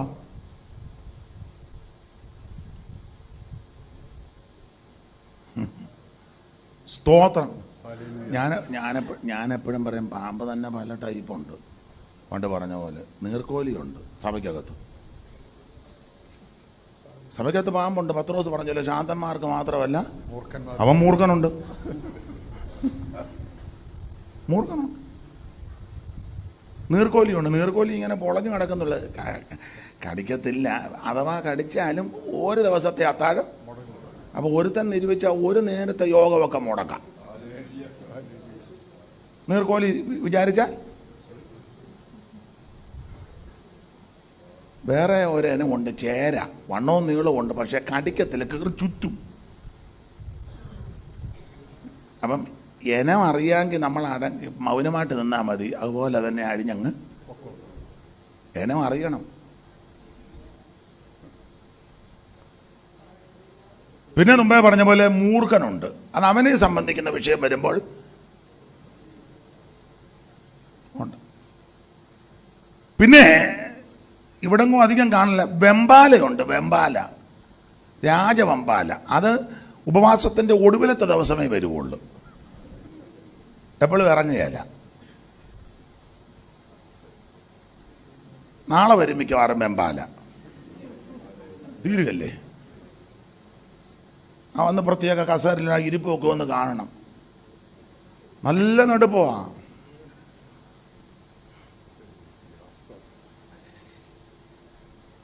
ആട്ടെ, ഇപ്പം കാണാറില്ല. പണ്ട് ഒരു തരം ഇനം ഉണ്ടായിരുന്നു, വില്ലൂന്നി.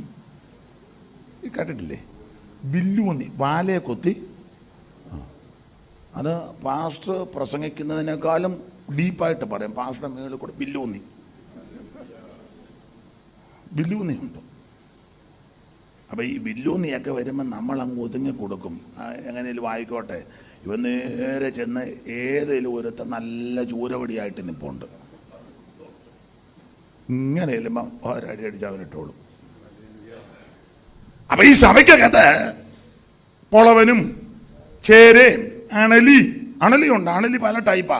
ചേനത്തണ്ടനുണ്ട്, കടിച്ചാൽ ചാകത്തില്ല, പക്ഷെ ആണ്ടിൽ അവിടെ ഈ ആണ്ടിലാണ്ടി പ്രശ്നം ഉണ്ടാക്കുന്ന ആൾക്കാരുണ്ട്. ആ അണലിയാ. ഒരുപാട് ഇയാൾ കഴിഞ്ഞ വർഷവും ഇതുപോലെ കേട്ടിട്ടില്ലേ? ഉടനെ പഴയ ആൾക്കാർ അതിൻ്റെ തലയെ കൊല്ലോ ഇവനിതായിരുന്നു. ഉടനെ പറയുമ്പോൾ ഇവൻ വന്ന കാലം മുതലേ വർഷത്തിലൊരു വഴക്ക്.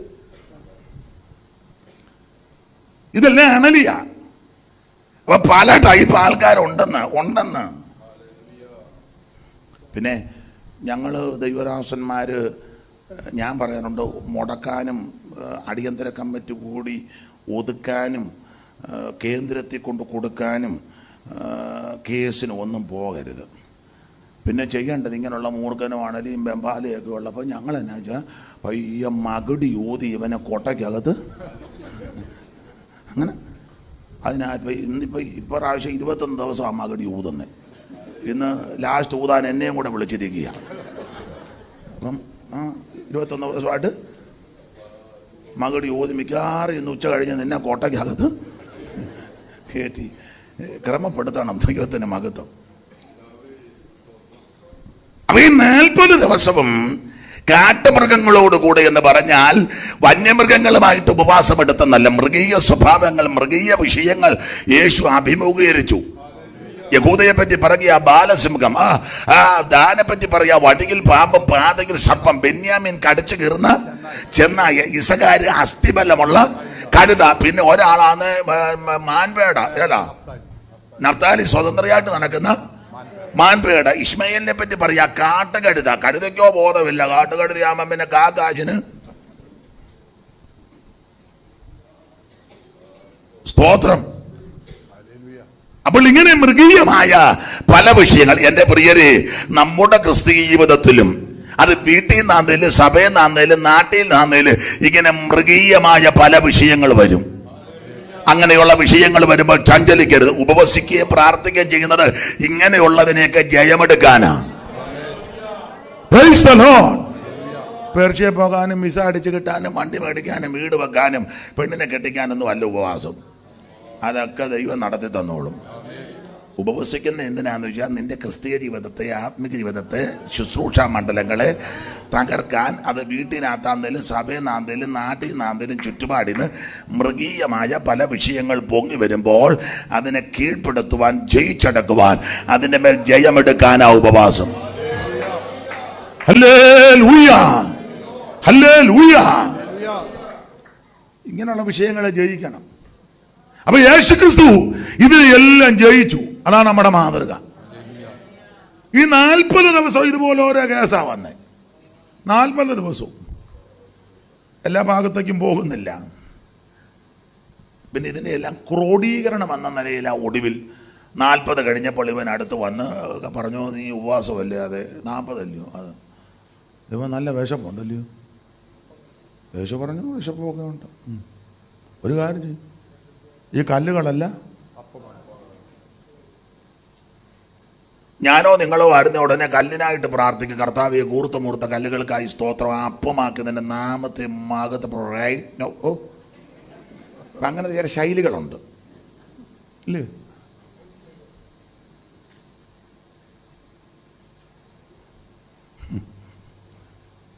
ഈ കല്ലുകളെല്ലാം അപ്പമായി തീരാൻ കൽപ്പിക്കാൻ യേശു പറഞ്ഞു, മനുഷ്യൻ അപ്പം കൊണ്ട് മാത്രമല്ല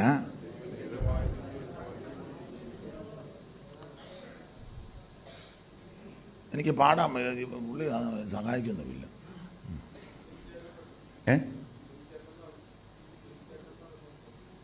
ആരാ തിമോത്തിച്ചാൻ പാടുവന്നു? ആയിക്കോട്ടെ. പുള്ളി എല്ലാ കേസും എടുക്കും. അപ്പം ഒരു പഴയ പാട്ടുണ്ട്, സ്വർഗേയാപ്പം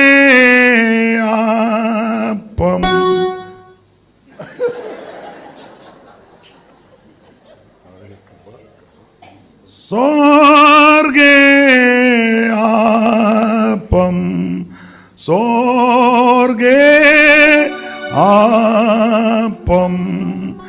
എനിക്കും തരേണമേ.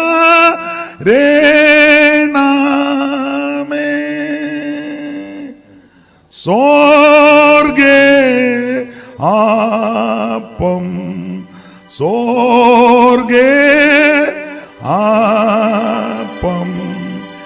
എനിക്കും തരേണമേ.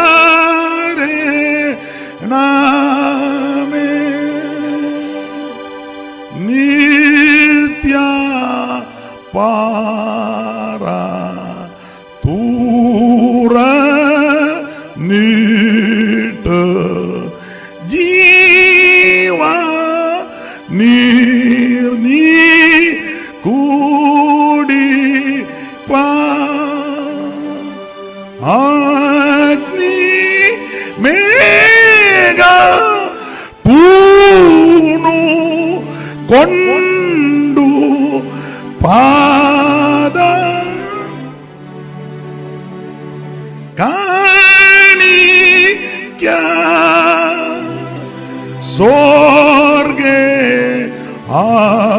സ്വർഗേയാപ്പം സ്വർഗേയാപ്പം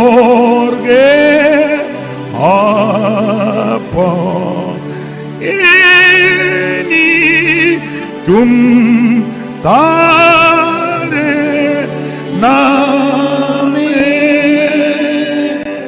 സ്വർഗേയാപ്പം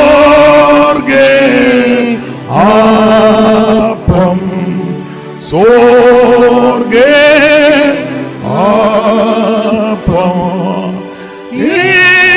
എനിക്കും തരേണമേ.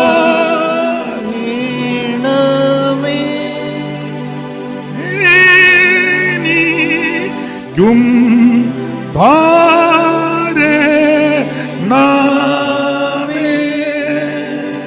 നല്ല പാട്ടാണ്. ഞാനേ ഈ പാട്ട് പഠിച്ചത് ഒരിക്കൽ രക്ഷിക്കപ്പെടുന്നതിന് മുമ്പ് ഞങ്ങളുടെ വീട്ടിലെ അടുത്ത് അമ്പലമുണ്ട്. അവിടെ വെളുപ്പിനെ നിർമ്മാല്യ ദർശനം തൊഴും. എല്ലാ ഞായറാഴ്ചയും അക്കരെ ഒരു അമ്പലമുണ്ട്, ആറിനക്കരെ, പള്ളിയറക്കാവ്, ദേവസ്വം ബോർഡിൻ്റെയാണ്. എല്ലാ ഞായറാഴ്ച അവിടെ പോവും. എല്ലാം കഴിഞ്ഞ് എൻ്റെ കയ്യിൽ പ്രസാദവും കളപ്പക്കൂട്ടും ഇതുപോലൊരു 2-3 ഉത്തരീയമൊക്കെ ഉണ്ട്. ക്ഷേത്രത്തിന് ഷട്ടിടാനൊക്കത്തില്ല. അപ്പോൾ തിരിച്ച് ഞാൻ ക്ഷേത്ര ദർശനം കഴിഞ്ഞ് ഒരു 9:30 ആകും. തിരിച്ച് മിക്ക ചടങ്ങും കഴിഞ്ഞ് കടത്ത് കയറി വരുമ്പം ഈ വീട്ടിലോട്ട് വരുന്ന വഴിക്ക് ആറ്റുതിട്ടയിൽ ഒരു പള്ളിയുണ്ട്, CSI പള്ളി. എനിക്ക് ഈ പാട്ട് ഇഷ്ടമായതുകൊണ്ട്, ടൂണും സ്വരമൊന്നും നല്ലതല്ല, എന്നാലും അതുകൊണ്ട് വലിയ താല്പര്യം കേൾക്കും. അപ്പം ഞാൻ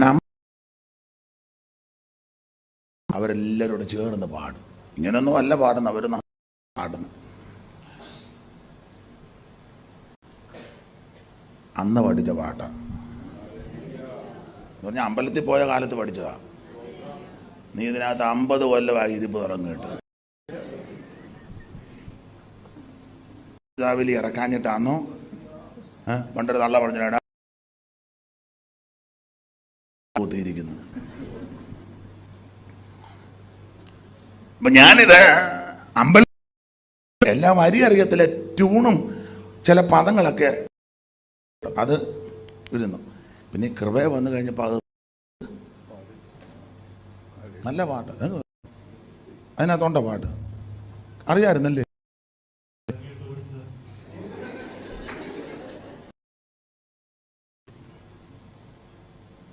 സ്വർഗേ ആപ്പം സ്വർഗേ ആപ്പം എനിക്കും താരണമേ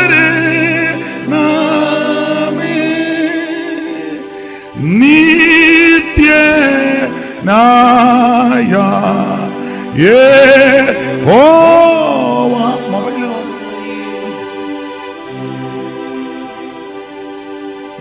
പുള്ളി പറഞ്ഞ് പാടിക്കുമോ? നല്ല പാട്ടാണ് കേട്ടോ. ഇത് ആരാധനാ സമയത്തൊക്കെ 2 വരി പാടിയ വളരെ നല്ല അന്തരീക്ഷമാണ്, നല്ല പാട്ട്. അപ്പോൾ യേശുവിന്റെ അടുക്കൽ പിശാച് വന്ന് പറയുകയാ, നീ ദൈവപുത്രനാ, 40 ഇരുന്നു, 40 ദിവസം പൂർണ്ണമായിട്ടിരുന്നു, വിശപ്പ് കൊണ്ട് കല്ലുകൾ ഇഷ്ടം പോലെ അപ്പമായി തീരാൻ കൽപ്പിക്ക. യേശു പറഞ്ഞു, മനുഷ്യൻ അപ്പം കൊണ്ട് മാത്രമല്ല ദൈവത്തിന്റെ വായിന്ന് വരുന്ന ആ പരീക്ഷയെ കർത്താവ് ജയിക്കുക. ഉടനെ സാത്താൻ അടുത്ത പോയിന്റുമായിട്ട് വന്ന്, അടുത്ത പോയിന്റ് പിശാച് പറഞ്ഞത് അങ്ങനെയാണ് മേളിലോട്ട് കൊണ്ടുപോയി, മേളിൽ കൊണ്ടുപോയി. ഈ മത്തായി വായിക്കുന്നത് ഉയർന്ന ഒരു മലയിൽ കൊണ്ടുപോയെന്ന, അതല്ലയോ തിമോഥീച്ചാ? ഉയർന്ന ഒരു മല വായിച്ചു. പിന്നെ പിശാച് അവനെ ഏറ്റവും ഉയർന്ന ഒരു അവനെ ഏറ്റവും ഉയർന്ന ഒരു മലമേൽ ഏറ്റവും ഉയർന്ന ഒരു മലമേൽ കൂട്ടിക്കൊണ്ടുപോയി. പിന്നെ ലോകത്തിലുള്ള സകല രാജ്യങ്ങളെയും അവയുടെ മഹത്വത്തെയും കാണിച്ചു. എല്ലാം കാണിച്ചു. ലോകത്തിലുള്ള സകല രാജ്യവും അതിന്റെ മഹത്വം കാണിച്ചു. അന്നത്തെ വൻകിട രാജ്യം എന്ന് പറഞ്ഞാൽ അന്നത്തെ വൻകിട പട്ടണമെല്ലാം ക്ഷണത്തിൽ കാണിച്ചു. ഉയർന്ന മലയിൽ കൊണ്ടുപോയി. ഈ മത്തായി ഉയർന്ന മലയെന്ന, പക്ഷെ ലൂക്കോസ് മലയെന്നല്ല, മേപ്പോട്ട് കൊണ്ടുപോയെന്ന. അതാ കുറച്ചുകൂടെ നല്ലത്. അങ്ങനല്ലേ ലൂക്കോസ് എഴുതിയേക്കുന്നത്? അതാ കുറച്ചുകൂടെ. കാരണം മത്തായി എഴുതിയേക്കുന്ന ഉയർന്ന മലയെ പോയെന്ന. പലസ്തീനിലെ ഏത് വലിയ മലയിൽ ചെന്നാലും ലോകത്തിലെ എല്ലാ രാജ്യവും കാണാൻ പറ്റത്തില്ല. അതൊരു മലയിൽ ചെന്നാലും ഒക്കത്തില്ല, പരുമലയിൽ ചെന്നാലും ഒക്കത്തില്ല, കുരിശുമലയിൽ ചെന്നാലും ഒക്കത്തില്ല. പിന്നെ അവിടോട്ട് ഇപ്പൊ പോകാതിരിക്കുന്ന നല്ലത് പ്രശ്നമാണ്. അപ്പൊ ലോകത്തിലെ ഒരു മലയിൽ ചെന്നാലും ലോകത്തിലെ എല്ലാ രാജ്യവും കാണാൻ പറ്റത്തില്ല. അപ്പൊ ലൂക്കോസ് എഴുതിയതാ കുറച്ചുകൂടെ നമുക്ക് യോജിക്കാൻ പറ്റുന്നത്. മേപ്പോട്ട് കൊണ്ടുപോയി. ഒന്നെങ്കിൽ ആത്മാവിൽ പോയി, ഇല്ലെങ്കിൽ ഭ്രമണപഥത്തിലെത്തി. അല്ല, അങ്ങനെ പോകാം, ആത്മാവിൽ പോകാം. നമ്മളിപ്പോ ഇവിടെ ഇരിക്കുമ്പോഴും എവിടെല്ലാം പോയിച്ചാ വന്നേക്കുന്നത്? കുറച്ചു മുമ്പ് ഞങ്ങളുടെ അവിടുത്തെ അമ്പലത്തിൽ പോയവർ വരെ ഉണ്ട്, ഇല്ലേ? എത്ര പ്രാവശ്യം വീട്ടിൽ പോയിച്ചാ വന്നിരിക്കുന്നത്? ഗ്യാസ് ഓഫ് ആക്കിയോ? പുറത്തെ കഥക് അടച്ചോ? കുറ്റി?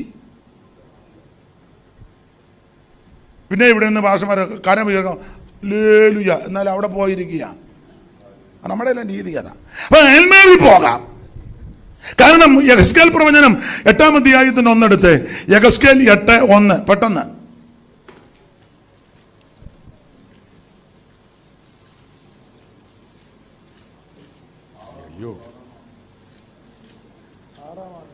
എല്ലാരും 6-ാം മാസം പറയാതെ ഒരാൾ 6-ാം മാസം 5-ാം തീയതി ഞാൻ വീട്ടിലിരിക്കുകയും യഹൂദ മൂപ്പന്മാർ എന്റെ മുമ്പിൽ ഇരിക്കുകയും ചെയ്തപ്പോൾ, 6-ാം മാസം 5-ാം തീയതി പ്രവാചകൻ വീട്ടിലിരിക്കുകയും യഹൂദ മൂപ്പന്മാർ തന്റെ മുമ്പിൽ ഇരിക്കുകയും ചെയ്തപ്പോൾ, അവിടെ യഹോവയായ കർത്താവിന്റെ കൈ എന്റെ മേൽ വന്നു. അടുത്ത വാക്യം, ഞാൻ മനുഷ്യ സാദൃശ്യ രൂപം കണ്ട അവന്റെ അര മുതൽ തീട് താഴോട്ട് തീ പോലെയോ അര മുതൽ മേലോട്ട് ശുക്ലസ്വർണ്ണത്തിന്റെ പ്രഭ പോലെയുമായിരുന്നു. അവൻ കൈ പോലെ ഒന്ന് നീട്ടി എന്റെ തലമുടിക്ക് പിടിച്ചു. ആത്മാവ് എന്നെ ഭൂമിയുടെ ആകാശത്തിന്റെ മധ്യ ഉയർത്തി ദിവ്യ ദർശനങ്ങളാൽ യെരൂശലേമിന്റെ വടക്കോട്ടുള്ള അകത്തെ വാതിക്കൽ കൊണ്ട്. നോക്കിയേ, ശരീരം ഇരിക്കുന്നത് ബാബേലിൽ, ടെൽ അബീബ് കോളനി. പക്ഷെ ആത്മാവിൽ എവിടെ പോയി? യെരൂശലേമിന്റെ വടക്കോട്ടുള്ള അകത്തെ വാതിക്കൽ. ശരീരം എവിടെ ഇരിക്കുന്നത്? ഓ പാറ ഞാനേ കമന്ന് കിടന്ന് മൊത്തം വായിക്കുന്നേ. ശരീരം എവിടെ ഇരിക്കുന്നത്? ബാബേലിൽ. ആത്മാവിൽ എവിടെ ചെന്നു? യെരൂശലേമിന്റെ വടക്കേ വാതിക്കൽ. അല്ല, പുതിയ നിയമത്തിൽ ക്രിസ്തുവിൽ ഒരു മനുഷ്യനെ ഞാൻ അറിയുന്നു, അവൻ 14 കൊല്ലം മുമ്പ് 3-ാം സ്വർഗ്ഗത്തോടെ എടുക്കപ്പെട്ടു. ശരീരത്തോടോ? സ്തോത്രം. അപ്പൊ നമ്മൾ ഇവിടെ ഇരിക്കുമ്പോ തന്നെ നമുക്ക് പലയിടത്തും പോകാന്നല്ല, എത്ര എണ്ണം പോയിരിക്കും. ഇനി വാ എല്ലാരും. ഇപ്പോഴും പോയിരിക്കുന്ന ആൾക്കാരുണ്ട്. ദൈവത്തിന് മഹത്വം. അപ്പോൾ ഒന്നേ ഭ്രമണപഥത്തിൽ ഇല്ലെങ്കിൽ ആത്മാവിൽ ലോകത്തിലെ എല്ലാ വൻരാജ്യങ്ങളും കാണിച്ചു പിശാച്. അതിന്റെ മഹത്വവും കാണിച്ചു എന്ന് പറഞ്ഞാൽ അന്നത്തെ ഏറ്റവും വലിയ പട്ടണങ്ങളും അതിന്റെ മഹത്വം. എൻ്റെ ഭാഷയിൽ, എൻ്റെ ശൈലി പറയുക, അന്നത്തെ ഏറ്റവും വലിയ പട്ടണങ്ങളിൽ പെട്ടതാ. 1 കെയ്റോ, 2 ഏതൻസ്, 3 ഡമാസ്കസ്. അന്നത്തെ ഏറ്റവും വലിയ പട്ടണങ്ങളാണ് ഏതനും കെയ്റോയും ഡമസ്കസും ഒക്കെ അന്ന്. അപ്പോൾ ഞാനൊരിക്കൽ പറഞ്ഞപ്പോൾ ഒരാൾ ചോദിച്ചു, അമേരിക്ക എന്നാ കാണിക്കാഞ്ഞെന്ന്. അമേരിക്ക അന്ന് പട്ടിക്കാടായിരുന്നു. അതൊക്കെ കഴിഞ്ഞ എത്രയോ നൂറ്റാണ്ടുകൾ കഴിഞ്ഞ അമേരിക്ക കണ്ടുപിടിച്ചത് തന്നെ. അപ്പം അന്നത്തെ ഏറ്റവും വലിയ പട്ടണം ഈ പട്ടണങ്ങളാണ്. അതെല്ലാം അതിൻ്റെ മഹത്വമെല്ലാം ക്ഷണനേരത്തിൽ കാണിച്ചു വെച്ച് പിശാച് പറയുക, ഇതെല്ലാം എങ്കൽ വരവേൽപ്പിച്ചിരിക്കുക. എന്നെ ഒറ്റ പ്രാവശ്യം, 1.25 വേണ്ട, ഒറ്റ പ്രാവശ്യം ഒന്ന് വണങ്ങിയാ മതി, ഇത് മുഴുവൻ ഞാൻ നിനക്ക് തരും. എന്നിട്ട് ചേർത്തൊരു പദം പുള്ളി പറഞ്ഞു, എനിക്കിഷ്ടമുള്ളവനെല്ലാം ഞാൻ കൊടുക്കുന്നുണ്ടെന്ന്. ഞാൻ എൻ്റെ ഭാഷയെ പറഞ്ഞതുള്ളൂ, ക്ലിയർ ആയിട്ട് വായിച്ചു. അതെങ്കിൽ ഏൽപ്പിച്ചിരിക്കുന്നു, എനിക്ക് മനസ്സുള്ളവന് ഞാൻ കൊടുക്കുന്നു. അങ്ങനെ എല്ലാവർക്കും മിക്കവർക്കും കിട്ടിക്കൊണ്ടിരിക്കുന്നത്. എനിക്ക് മനസ്സുള്ളവനല്ല കൊടുക്കുന്നുണ്ടെന്ന്. ദൈവത്തിന് മഹത്വം. ഒരു കാര്യം, ഇങ്ങനെയൊക്കെ പിശാച് പരീക്ഷിക്കുക. നമ്മളന്ന് അങ്ങോട്ടും ഇങ്ങോട്ടും നോക്കി ചൊന്ന് വണങ്ങും, പിന്നെ ഏറ്റു പറഞ്ഞാൽ മതിയല്ലോ. കാരണം കർത്താവ് ഇങ്ങനെ, ചിലരുടെ ധാരണ ഒരു ബക്കറ്റ് രക്തമായിട്ട് യേശു ഇരിക്കുക, നമ്മൾ പറയുമ്പോൾ പുള്ളി ഇരുന്ന് ദൈവത്തിന് മഹത്വം. പിശാചിനെ യേശു ജയിച്ചു. നിന്റെ ദൈവമായ കർത്താവിനെ മാത്രമേ നമസ്കരിക്കാൻ വേറെ ആരും ഒക്കത്തില്ല. ഒടുവിൽ പിശാച് ഇതിന്റെ ക്രോഡീകരണം 40 ദിവസവും പരീക്ഷിച്ചു. അത് മൃഗീയമായ പരീക്ഷയാ. അതിന്റെ ക്രോഡീകരണം എന്ന നിലയിൽ ഒടുവിൽ ഈ 3 ഭാഗമായിട്ട് വന്നത്. അതിൽ 3-ാമത്തത് യേശുവിനെ ദേവാലയത്തിന്റെ ഗോപുരാഗ്രത്തിൽ കൊണ്ടുപോയി അഗ്രത്തിന്മേൽ കൊണ്ട് നിർത്തിയ പിശാച് കർത്താവിനോട് പറയാ, താഴോട്ടെടുത്ത് ചാടാൻ. അപ്പം കഴിഞ്ഞ 2 പരീക്ഷയിൽ യേശു അങ്ങോട്ട് വചനം പറഞ്ഞപ്പോൾ 3-ാമത്തെ പരീക്ഷയിൽ ഇവൻ ഇങ്ങോട്ട് ബൈബിൾ ക്ലാസ് എടുക്കുക യേശുവിന്. കഴിഞ്ഞ 2 പരീക്ഷയിൽ യേശു അങ്ങോട്ട് വചനം പറഞ്ഞു, അപ്പം കൊണ്ട് മാത്രമല്ല വചനം കൊണ്ട്. പിന്നെ പറഞ്ഞു, നിന്റെ ദൈവമായ കർത്താവിനെ മാത്രമേ ആരാധിക്കൂ. ഉടനെ അവന് മനസ്സിലായി മിക്കവാറും ഈ ചേമ്പ് ഈ കലത്തിനകത്ത് വേവില്ല. ഉടനെ അവൻ 3-ാമത് അവൻ വാക്കി കൊടുത്തോണ്ടത് 91. 91 ഏത് 91?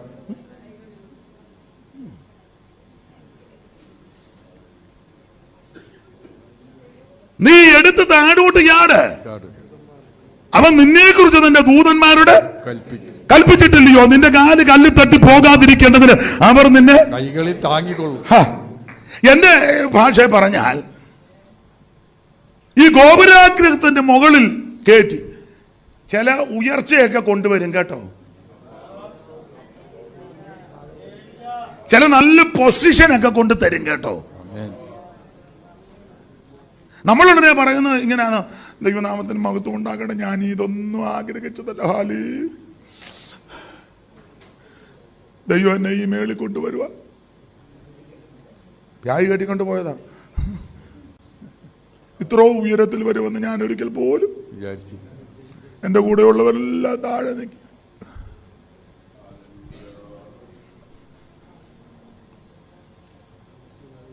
ചില സഭയുടെയൊക്കെ ചില പ്രസിഡന്റ്, സെക്രട്ടറി, ട്രഷറർ ഒക്കെ അവർ നിന്നെ അങ്ങോട്ട് കയറ്റിയത് പൊത്തോന്ന് താഴെ ഇടാനാ. 3 വർഷം കഴിയുമ്പോൾ ഇവന്റെ കൃപയും പോയി, അഭിഷേകവും പോയി, പ്രാഗൽഭ്യവും പോയി. സത്യം പറ, എന്നോട് ശരി പറഞ്ഞാൽ ഈ കൂടെ ഉള്ളവന്മാരെല്ലാം നമുക്ക്, ഞാനിപ്പോ കുറെ നാളായിട്ട് കർത്തൃമേശ എടുക്കുന്നില്ലെന്ന് മനസാക്ഷിക്ക് ഇവനിരിക്കുക ട്രാഫിക് പോലീസിനെ പോലെ. അയ്യോ, ഉള്ള കാര്യമാ പറയുന്ന, ഉള്ള കാര്യം.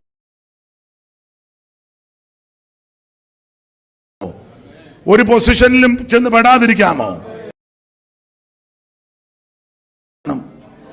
ഇല്ലേ പലതിനോട് യോജിക്കേണ്ടി വരും, പലതിനും കണ്ണടക്കേണ്ടി വരും, പലതിന് യേശു പറയേണ്ടി വരും.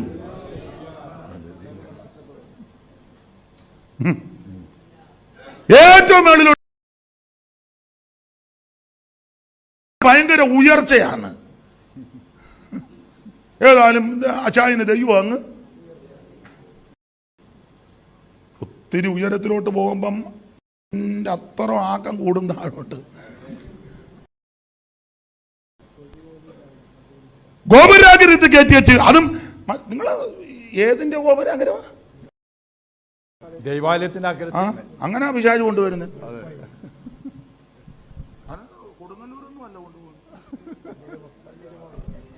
നമ്മളെ കൊടുങ്ങല്ലൂരും ഗുരുവായൂരും ഒന്നും അല്ല കൊണ്ടുപോകുന്നത്, നേരെ കുമ്പനാട്ടോട്ടാണ് അടിക്കുന്നത്.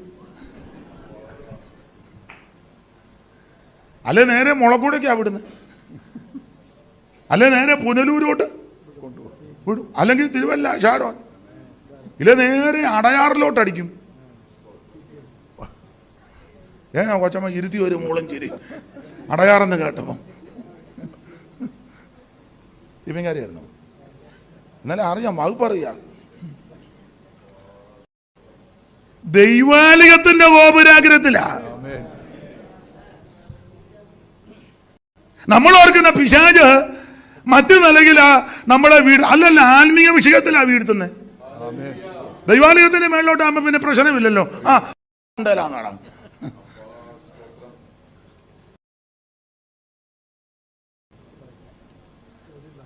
സംശയം വരത്തില്ലല്ലോ, പള്ളിയല്ലേ.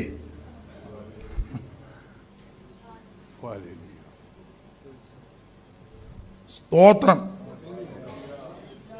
ആദ്യം പരീക്ഷിച്ചത് മരുഭൂമിയില, അപ്പൊ സംശയം വരും. രണ്ടാമത് ചുമ്മാ അങ്ങ് മേളിലോട്ട് കൊണ്ടുപോയി, അത് ഡൗട്ട് വരും. മൂന്നാമത് പള്ളിയുടെ മണ്ടയ്ക്ക.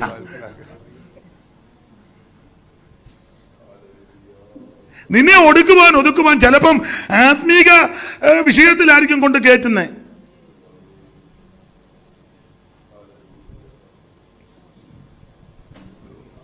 ചർച്ചിൽ വർഷിപ്പ് ലീഡറിന് കയറ്റി. അപ്പം നമ്മൾ ഏതായാലും അവനെ ഉഴപ്പിയിരിക്കുകയായിരുന്നു, അവനെ ഏതായാലും ചിലർ നന്നായിട്ട് പോകും. പിന്നെ ഈ പൊസിഷൻ കിട്ടിക്കഴിയുമ്പോൾ പിന്നെ ഇവന് ഏതാണ്ടല്ല എല്ലാവരുടെയും കാര്യമല്ല. ചുമ്മാ ഇരിക്കുന്ന അച്ചായനെ നമ്മൾ പറയാം, അച്ചായൻ ഇനിയും സങ്കീർത്തനം വായിക്കാൻ മുന്നിലോട്ട് തീർന്നതോടെ. ആത്മീയമായിട്ട് കൊണ്ടുപോകും ചിലരെ, തെളിയിടാനാ. നമുക്ക് മടങ്ങി വരാം. ദൈവാലയത്തിന്റെ ഗോപുരാഗ്രഹത്തിൽ കയറ്റിയച്ച് സാത്താൻ പറയാ താഴോട്ടെടുത്ത് ചാട്. എന്നിട്ട് വാക്യവും പറഞ്ഞു. അപ്പോ ഒത്തല്ലോ, അപ്പൊ നിന്നെ കുറിച്ച് തന്നെ ദൂതന്മാരോട് കൽപ്പിക്കും, നിന്റെ കാല് കല്ലിൽ തട്ടി പോകാതിരിക്കേണ്ടതിന്.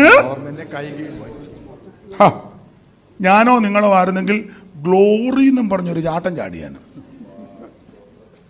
വേണേ ഗ്ലോറി വിക്ടറി രണ്ടോട്ടിരുന്നോട്ടെ, ഒരു ചാട്ടം. പണ്ട് ഒരു സഭയിൽ ശുശ്രൂഷയിൽ നിന്നപ്പോൾ അവിടെ ഒരു അച്ചാനുണ്ടായിരുന്നു, ഒരല്പം ഇളക്കം ഉണ്ടായിരുന്നു. അത് എല്ലാവർക്കും ഉണ്ടല്ലോ, പിന്നെ ഉണ്ട്, ഇവിടെ എല്ലാവർക്കും ഉണ്ട്. പിന്നെ നമുക്ക് ദൈവം കൺട്രോളും കൂടെ തന്നതുകൊണ്ടാണ് ഇങ്ങനെ മര്യാദയ്ക്ക് കസേര ഇരിക്കുന്നത്. പുള്ളിക്ക് ഇച്ചിരി കൺട്രോൾ പോയതാ. എല്ലാവർക്കും മട്ടുണ്ട്. പുസ്തകത്തിൽ വാക്യം സകല മനുഷ്യൻ്റെയും ഹൃദയത്തിൽ പ്രാന്തുണ്ടെന്ന്. വേറെ പുസ്തകത്തിൽ അങ്ങനെ. ചില സഹോദരിമാർ പിള്ളേർ നിർബന്ധ ബുദ്ധി ഷാഠ്യവും ഒക്കെ ചില അമ്മമാർ പറയുന്നത്, കൊച്ചേ എന്നെ പ്രാന്ത് പിടിപ്പിക്കരുത് ഞാൻ. അപ്പോൾ എല്ലാവർക്കും പ്രാന്തുള്ളതാണ്.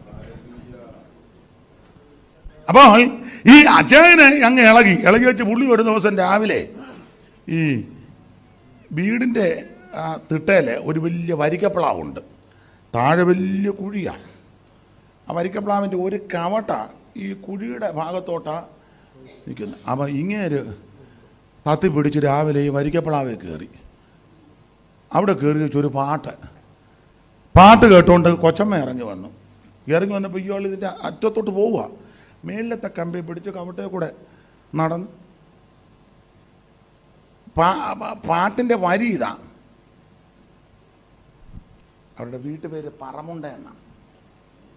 പട്ടാന്നേൽ നല്ല താളമാണ് കേട്ടോ. പുള്ളി പാടുക, പറമുണ്ടയാണ് വെടിയുണ്ടയാണ് വെടിയുണ്ട ഞാനൊരു തീയുണ്ടയാണ്. നല്ല പ്രാസം ഒപ്പിച്ച നമ്മളെടുത്ത് അത്ര ഒക്കുകയല്ല. പറമുണ്ടയാണ് വെടിയുണ്ടയാണ് വെടിയുണ്ട ഞാനൊരു തീയുണ്ടയാണ്. എന്നിട്ട് ഭാര്യയോട് പറഞ്ഞ്, ഞാനിപ്പം താഴോട്ട് ചാടും, ദൂതന്മാരെന്നെ താങ്ങും. കൊച്ചമ്മ പറഞ്ഞ്, ചാടരുത്, ഞാനും പിള്ളേരും. പിന്നെ പുള്ളി പ്ലാവിൻ്റെ കവട്ടരുന്ന്, വിശ്വാസമില്ലാത്ത വിഡ്ഢി, എന്തിനാടി വേറെ പുസ്തകമായിട്ട്,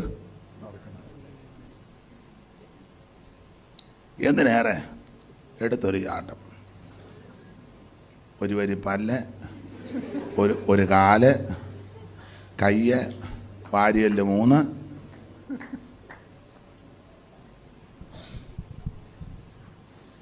നമ്മുടെ സ്വാർത്ഥ താല്പര്യങ്ങൾക്ക് നമ്മുടെ ഇംഗിതത്തിനും വചനം കോട്ട് ചെയ്യരുത്. ഇയാൾക്ക് പ്ലാവെ നിർത്തി ആടാനാന്നോ ഈ വാക്യം? അല്ല. നമ്മുടെ ചില സ്വാർത്ഥ താല്പര്യങ്ങൾക്ക്, നമ്മുടെ ഇംഗിതത്തിനും, നമ്മുടെ ചില ആഗ്രഹങ്ങൾക്ക് വേണ്ടി ദൈവത്തിന്റെ വചനം എടുത്ത് പ്രയോഗിക്കരുത്. പിശാചി പറയുക, എടുത്തു ചാടിക്കോ, ദൂതൻ നിന്നെ. കർത്താവ് പറഞ്ഞു, അതൊക്കെ സമ്മതിച്ചു. നിന്റെ ദൈവമായ കർത്താവിനെ പരീക്ഷിക്കരുത്. ഞാൻ എൻ്റെ ശൈലി പറയാം. പിശാചി പറയുക, എടുത്തു ചാടിക്കോ, ദൂതൻ നിന്നെ താങ്ങും. എഴുതിയിട്ടില്ലെങ്കിലും ഒരാശയം കർത്താവ് പറഞ്ഞു കാണും, ദൂതൻ താങ്ങും, പക്ഷേ എടുത്തുചാട്ടക്കാരെ താങ്ങത്തില്ല. ദൂതൻ താങ്ങും. ദൂതൻ വന്നിട്ടില്ലേ? അശൂർ പാളയത്തിൽ ഒരു ദൂതൻ ഇറങ്ങി 1,85,000 കൊന്നില്ലേ? പത്രോസിന് വേണ്ടി സഭ പ്രാർത്ഥിച്ചു. രാത്രി ദൂതനെ ഇറക്കി വിലാപ്പുറത്തടിച്ചു. 1-ാം കാവലും 2-ാം കാവലും ആമ തുറന്ന്, ഇരുമ്പ് വാതിൽ സ്വരമേ തുറന്ന് ദൂതനും പീറ്ററും വെളിയിലിറങ്ങിയില്ലേ?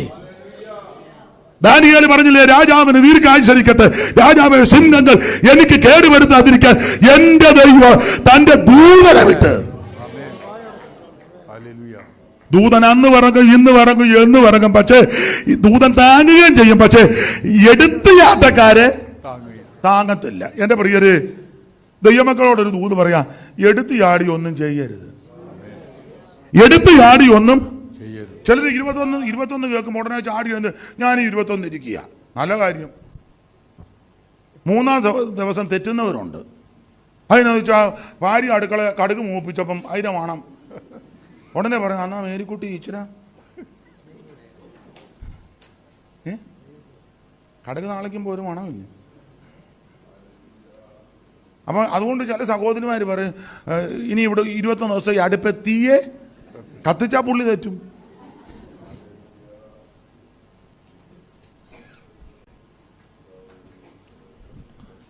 ദൈവത്തിന് മഹത്വം. എടുത്തുചാട്ടക്കാരെ താങ്ങത്തില്ല. ദൈവമക്കൾ എടുത്തു ചാടി ഒന്നും പറയരുത്. കേൾപ്പാൻ വേഗതയും പറവാൻ വളരെ ചിന്തിക്കണം, സൂക്ഷിക്കണം, വിവേചിക്കണം. എടുത്തിയാടി ഒന്നും ചെയ്യരുത്, എടുത്തിയാടി ഒന്നും പ്രവർത്തിക്കരുത്, എടുത്തിയാടി ഒന്നും ഇടപെടരുത്. നിങ്ങൾ വചനത്തിലൊക്കെ നല്ല തിട്ടമുള്ളവരല്ലേ? ദൈവത്തിന് മഹത്വം. എടുത്തിയാട്ടം പാടില്ല. ഈ ദാവീദിന്റെ കയ്യിൽ 2 പ്രാവശ്യം ശൗലിനെ ഏൽപ്പിച്ചു. ഒന്ന് ഈ അദുല്ലാം ഗുഹയിലിരിക്കുക, ഒന്ന് മരുഭൂമി കൂടെ പോകുമ്പോൾ ശൗലും അബ്നേരും എല്ലാം കിടന്ന് ഉറങ്ങുക. ദാവീദും ആൾക്കാരും കൂടെ പോയപ്പം നല്ല ഗാഢനിദ്ര. അപ്പം ദാവീദിൻ്റെ കൂടെയുള്ള ആൾക്കാർ പറഞ്ഞു, അച്ഛാ നല്ല ഉറക്കമാണ്, നല്ല അവസരമാണെന്ന് പറഞ്ഞു. തീർത്തേക്കട്ടെ എന്ന് ചോദിച്ചു. അവൻ എന്തുവാണ്? അപ്പം നോക്കിയപ്പം കുന്തവും ജലപാത്രവും അവിടെ ഇരിപ്പുണ്ട്. കുന്തവും ജലപാത്രവും. അത് പറഞ്ഞ ആ കുന്തവും ജലപാത്രവും ഇങ്ങ് എടുക്കാൻ പറഞ്ഞു. കുന്തവും ജലപാത്രവും എടുത്ത് അതിനുശേഷം ഒന്ന് കൂകി. അപ്പം ഇവർ എഴുന്നേറ്റും പറഞ്ഞു, ഇങ്ങനാന്നോടാ രാജാവിനെ സംരക്ഷിക്കുന്നത്, ഇങ്ങനെ.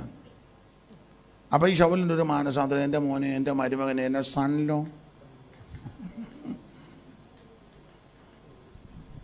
ചിലക്ക് അങ്ങനെയൊക്കെ മാനസാന്തരം ഉള്ളവരുണ്ട് കേട്ടോ. ആട്ടെ. ഇതുപോലെ 24 ദാവീദും അവന്റെ ആൾക്കാരും കൂടെ ഗുഹയ്ക്കകത്തിരിക്കുമ്പോൾ ശൗലും അവന്റെ ആൾക്കാരും കൂടെ ആ ഗുഹയിലോട്ട് കയറി വരിക, കാൽമടക്കത്തിന് കയറി വരിക. അപ്പൊ ദാവീദിന്റെ കൂടെ തന്റെ പെങ്ങന്മാരുടെ പിള്ളേരുണ്ട്. ദാവീദിന് 2 പെങ്ങന്മാരാ. അതിലൊരു പെങ്ങളാ സെരൂയയ്ക്ക് 3 ആൺപിള്ളേരാ, യോബാബ്, അബീഷായി, അസാഖേൽ. അവൻ കാട്ടുകലയെ പോലെ ശീക്രകാമിയാണ് നിന്ന. അപ്പൊ ദാവീദും അവന്റെ ആൾക്കാരുടെ ഗുഹയ്ക്കകത്തിരിക്കുമ്പോൾ ശൗലും ആൾക്കാരുടെ ഗുഹയിലോട്ട് കയറി വന്നപ്പോ ദാവീദിന്റെ കൂടെയുള്ള പെങ്ങന്മാരുടെ പിള്ളേരും ഒക്കെ പറഞ്ഞു, എടാ ദാവീദേ, നിന്റെ വൈരിയും ശത്രുവും നിന്നെ ചതിച്ചു വഞ്ചിച്ച് കുന്തം കൊണ്ട് ചുവരോട് ചേർത്ത് കുത്തി തകർക്കാൻ പദ്ധതി കിട്ട നിന്റെ ശത്രുവാകുന്ന ശൗലിനെ ദൈവം കൊണ്ടുവരുന്നെന്ന് പറഞ്ഞു. ദൈവം കൊണ്ടുവരിക. എന്റെ ഭാഷ പറഞ്ഞ ദൂത് പറയും പോലെ പറഞ്ഞ്, നിന്റെ വൈരിയെ, നിന്റെ ശത്രുവിനെ ദാവീദേ ദൈവം കൊണ്ടുവരുന്നു. ഞാനോ നിങ്ങളോ ആരെന്നെ പറയും, കറക്റ്റ് ദൂത. ഇതുപോലെ ആരും എന്നോട് ഒരു ഞെട്ടലും. ദൂത് പറയാൻ പോലെ നിന്റെ വൈരിയെ ദൈവം കൊണ്ടുവരിക, കയറി വെട്ടാൻ പറഞ്ഞു. നിങ്ങളവിടെ വായിക്കുന്നുണ്ട്, എടുത്ത് യാടാൻ കൂടെയുള്ളവര് പറഞ്ഞപ്പം ദാവീദ് പറഞ്ഞു, എടുത്ത് യാടത്തിലെ തൊട്ടുപോകരുത്, അവൻ യഹോവയുടെ അഭിഷിക്തനാ. ഞാൻ എടുത്ത് യാടത്തില്ല, അവൻ യഹോവയുടെ അഭിഷിക്തനാ. പിന്നെ ദാവീദ് പറഞ്ഞു, ഒരു കാര്യം ചെയ്യ്, അവന്റെ വസ്ത്രത്തിന്റെ അഗ്രം, അങ്കിയുടെ മേലങ്കിയുടെ അറ്റം ഇച്ചിരി മുറ. നമ്മൾ തയ്യക്കടയിൽ തുണി കൊടുക്കുമ്പോൾ ഇച്ചിരി എടുക്കുക. അതെന്തിനാ? പല തുണിയുള്ളതാ, മാറിപ്പോകരുത്. ലൈനുള്ളതുകൊണ്ട്, ലൈനില്ലാത്തതുകൊണ്ട്, പുള്ളി ഉള്ളതുകൊണ്ട്, പുള്ളി ചെക്കുണ്ട്, വലിയ ചെക്കുണ്ട്, ചെറിയ ചെക്കുണ്ട്. അപ്പം അതിന് ദാവീദ് അവന്റെ വസ്ത്രത്തിന്റെ അങ്കിയുടെ അറ്റം അഗ്രം അത് തെളിവിന് മുറിച്ചത്. നമ്മളായിരുന്നെ അങ്കിയുടെ സെന്റർ നോക്കി ഫോട്ടോയും എടുക്കും, മുറിക്കുകയും ചെയ്യും. എന്നിട്ട് അവലിതറിയാതെ പിറ്റേന്ന് ഇതെടുത്തിടുമ്പം ഇത്രയും മട്ടത്തിൽ ഉടനെ നമ്മൾ പറയും, എന്നോട് കളിച്ചാൽ ചേർത്ത് പറയും, ഞാൻ ജീവനുള്ള ദൈവത്തെയാ. ദാവീദ് അവന്റെ വസ്ത്രത്തിന്റെ അഗ്രം അല്പം മുറിച്ചെടുത്തു.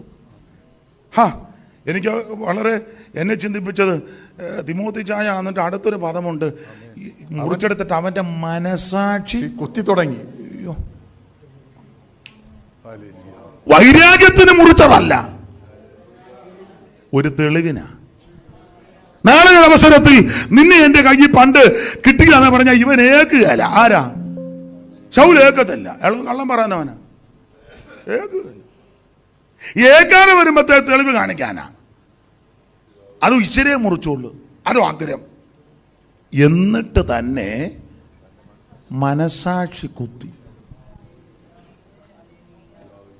നമ്മൾ ബണ്ടിൽ കണക്കിന് തുണി മോട്ടിച്ചിട്ട് പോലും ഒരു കുത്തൽ. പിന്നെ നമ്മൾ ഞായറാഴ്ച വന്ന് 10 മുതൽ ഇങ്ങനെ മഴയത്ത് കാറ് പോകുമ്പോല വൈപ്പർ അടിക്കുമ്പോൾ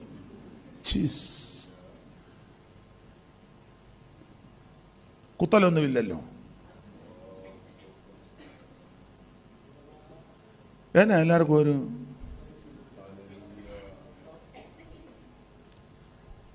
ഒരു കാര്യം ഇന്ന് പകൽ പറയാം. ഇവിടെ വലിയ സ്ഥാനവും പേരും പ്രശംസയും ബഹളവും എപ്പോഴാളും ഒന്നും ഉണ്ടായില്ലെങ്കിലും ഈ ഉപവാസ പ്രാർത്ഥന കഴിക്കുന്ന ദിവസമാ നല്ലൊരു മനസാക്ഷി. മറ്റുള്ളവരെ ഉപദ്രവിക്കരുത്, ചതിക്കരുത്, വഞ്ചിക്കരുത്. വേറൊരുത്തൻ്റെ ഒന്നും നമ്മുടെ കൈവശം കാണരുത്. കൈ വെടിപ്പായിരിക്കണമെന്ന്. ചേട്ടൻ്റെയോ അനിയൻ്റെയോ വസ്തുവൊക്കെ വക്രിച്ചെടുക്കരുതെന്ന്. കള്ള ആധാരം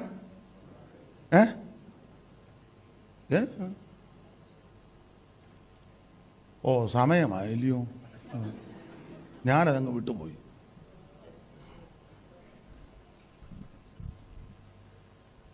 ചേട്ടത്തിയുടെയോ അനിയത്തിയുടെയോ ആങ്ങളയോടോ പെങ്ങളെയോ ചേട്ടൻ്റെയോ അനിയൻ്റെയോ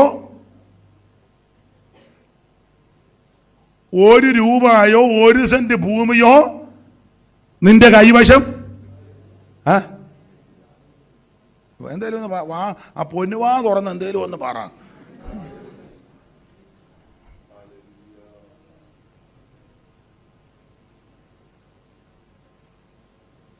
എല്ലാവരും ഒന്നുകൂടെ ഒന്ന് നോക്കട്ടെ. നല്ല കൈവെടിപ്പായിരിക്കണം. ഈ കയ്യിൽ അകൃത്യം കരുതിയിരുന്നെങ്കിൽ കർത്താവ് യഹോവേ നിന്റെ കൂടാരത്തിൽ ആര് പാർക്കും? അങ്ങനെ ചോദിച്ചേച്ച് പറയുക, വെടിപ്പുള്ള കയ്യും.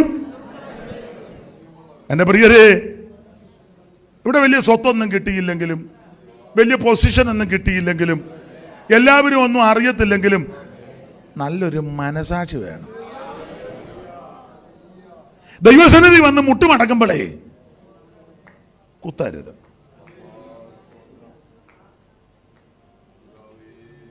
എനിക്കറിയാം, ആൾക്കാരെ ചതിച്ച് കാശുണ്ടാക്കി ഒത്തിരി പേരെ അറിയാം. ഒത്തിരി പേര് മറ്റുള്ളവരെ പീഡിപ്പിച്ച് ഉപദ്രവിച്ച് കളിപ്പിച്ച് അറബിയെ കളിപ്പിച്ച് അവിടുന്ന് മുങ്ങി. ഇപ്പോക്കത്തിൽ ഇപ്പോൾ ലോകത്തിന് എവിടെ പോയിരുന്നാലും ഒരന്നേരം പണ്ടത്തെ കാര്യം അറബി അതൊക്കെ അന്ന് എട്ടും പൊട്ടും അറിയാം. അവർക്ക് അന്ന് വിദ്യാഭ്യാസം അധികം. ഇവിടെ കല്യാണക്കുറി കാണിച്ചാ ജോലിക്ക് കയറിയത്.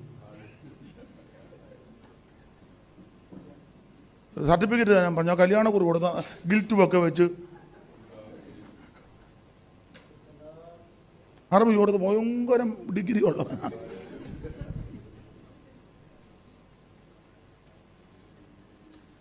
ആട്ടെ, ദൈവം വഴി ഒരുക്കിയതായിരിക്കും, ഞാൻ എതിർക്കുന്നില്ല. ഒരുത്തിനോട് ചോദിച്ചു ഏത് യൂണിവേഴ്സിറ്റിയിലാണ്? അവൻ പറഞ്ഞു കുമ്പനാട് യൂണിവേഴ്സിറ്റി. ഗാന്ധി യൂണിവേഴ്സിറ്റി ഉണ്ട്, പിന്നെ വേറെ ഏതാ കേരള കാലിക്കറ്റ് ഉണ്ട്, കേരള ഉണ്ട്, ഗാന്ധി ഉണ്ട്, ഇന്ന് വരെ കുമ്പനാട് യൂണിവേഴ്സിറ്റി. അവൻ നിന്ന നിപ്പിൽ ഉണ്ടാക്കിയതാ ഒരു യൂണിവേഴ്സിറ്റി. അത്രയ്ക്ക് മിടുക്കന്മാരാണ് നമ്മുടെ ആൾക്കാർ. 5 മിനിറ്റ് കൊണ്ടൊരു യൂണിവേഴ്സിറ്റി.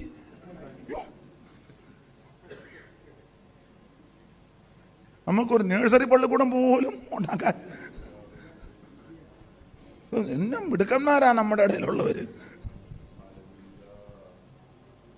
അമ്മാമ്മയ്ക്ക് ഒരു ഊറിയ ശരി ഉള്ള കാര്യമായി പറയുന്നത്. എന്റെ പ്രിയരെ, നമ്മുടെ കൈയൊക്കെ വെടിപ്പായിരിക്കണം. ഈ ഉപവാസ പ്രാർത്ഥനയിലേ പ്രസംഗിക്കുന്ന ഞാനും അല്ല ഞങ്ങളും കേൾക്കുന്ന നിങ്ങളും ഒക്കെ ഒന്ന് ശോധന ചെയ്യേ. 20 ദിവസമായിട്ട് വന്നിരിക്കുക, അഭിനന്ദിക്കുന്നു. പൂർണ്ണമായിട്ടും ഭാഗികമായിട്ടുമൊക്കെ ശരീരത്തിന്റെ സ്ഥിതിയൊക്കെ അനുസരിച്ചായിരിക്കുന്നത്, അഭിനന്ദിക്കുന്നു. പക്ഷേ ഇന്ന് പകൽ ഒന്ന് ശോധന ചെയ്യണേ. കൈവെടിപ്പാണോ? അവൻ കരം വിശുദ്ധമാണോ? അവൻ മനസാക്ഷിക്ക് കുത്തൽ വല്ലതും വരുന്നുണ്ടോ? നീതിക്ക് നിരക്കാത്ത വല്ലതും വീട്ടിലുണ്ടോ? അവൻ ന്യായത്തിന് നിരക്കാത്തത് വല്ലോ കയ്യിലുണ്ടോ? സ്തോത്രം, സ്തോത്രം. ദൈവം ഇസ്രായേലിന് നിർമ്മല ഹൃദയമുള്ളവർക്ക് നല്ലവനാകുന്നു. നിർമ്മല ഹൃദയന്മാർക്കൻ ദൈവം അതാൽ നല്ലവനതിനിൽ ഒരു വാദം. നിർമ്മല ഹൃദയന്മാർക്കൻ ദൈവം അതാൽ നല്ലവനതിനിൽ ഒരു വാദം. എന്നാൽ ദുർമതികൾ സുഖികളായി മേവുമതിൽ ഇടറി എന്നുള്ളം തീരതുല്യം. അപ്പൊ ശ്രദ്ധിക്കുക, നമുക്ക് നല്ലൊരു ഹൃദയം. ദാവീദിന്റെ മനസാക്ഷി കുത്തി.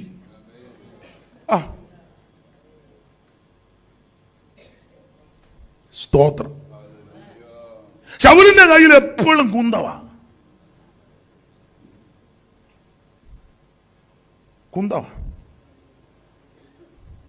ദാവീദിന്റെ കയ്യിലോ ഉറക്കെ പറ, കിന്നരം. ദാവീദ് കിന്നരം വായിച്ചെന്നോ? അങ്ങനല്ലേ പണ്ടൊരാൾ എനിക്ക് വായിച്ചു, ദാവീദ് കിന്നാരം വായിച്ചെന്ന്. ഞാൻ പറഞ്ഞു ഒത്തിരി കിന്നാരമൊന്നും.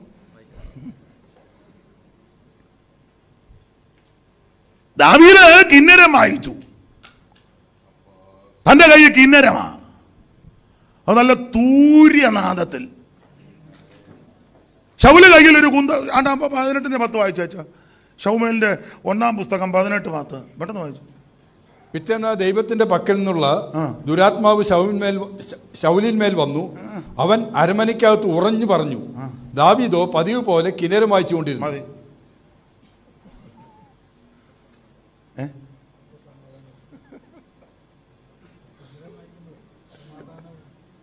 ശൗലിന്റെ കയ്യിൽ കുന്തമുണ്ടായിട്ടില്ല, അതിന്റെ താഴെ.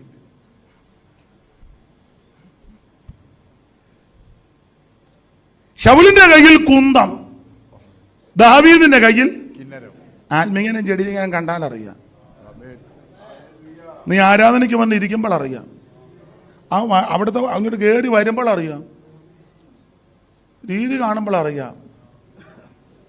ഒരുത്തന്റെ കയ്യിൽ കുന്തം, ഒരുത്തന്റെ കയ്യിൽ കുന്തമെടുത്തവന്റെ ഗതി അറിയാം. കുന്തത്തെ തന്നെ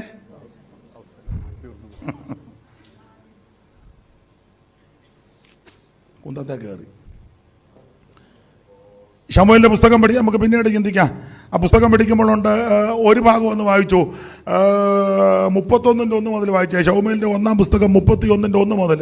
എന്നാൽ ഫെലിസ്ത്യർ ഇസ്രായേലിനോട് യുദ്ധം ചെയ്തു. ഇസ്രായേലിയർ ഫെലിസ്ത്യരുടെ മുമ്പിൽ നിന്ന് ഓടി ഗിൽബോവ പർവ്വതത്തിൽ നിഹതന്മാരായി വീണു. അടുത്ത വാക്യം. ഫെലിസ്ത്യർ ശൗലിനെയും അവന്റെ പുത്രന്മാരെയും പിന്തുടർന്ന് ചെന്നു. ഫെലിസ്ത്യർ ശൗലിന്റെ പുത്രന്മാരാകുന്ന യോനാനാൻ, അബീനാദാബ്, മൽക്കീശുവ എന്നിവരെ വാളിന്റെ വായ്ത്തലയ്ക്ക് വെട്ടിക്കൊന്നു. അടുത്തത്. എന്നാൽ പട ശൗലിന് നേരെ ഏറ്റവും മുറുകി. വില്ലാളികളെ അവന് ദൃഷ്ടിവെച്ചു. വില്ലാളികളാൽ വിഷമത്തിലായ ശൗല് തന്റെ ആയുധവാഹകനോട് ഈ അഗ്രചർമ്മികൾ വന്ന് എന്നെ കുത്തിക്കളയുകയും അപമാനിക്കാതിരിക്കുകയും ചെയ്യണം. നിന്റെ വാൾ ഊരി എന്നെ കുത്തുകാരന് പറഞ്ഞു. ആയുധവാഹകൻ ഏറ്റവും ഭയപ്പത് കൊണ്ട് മനസ്സ് വന്നില്ല.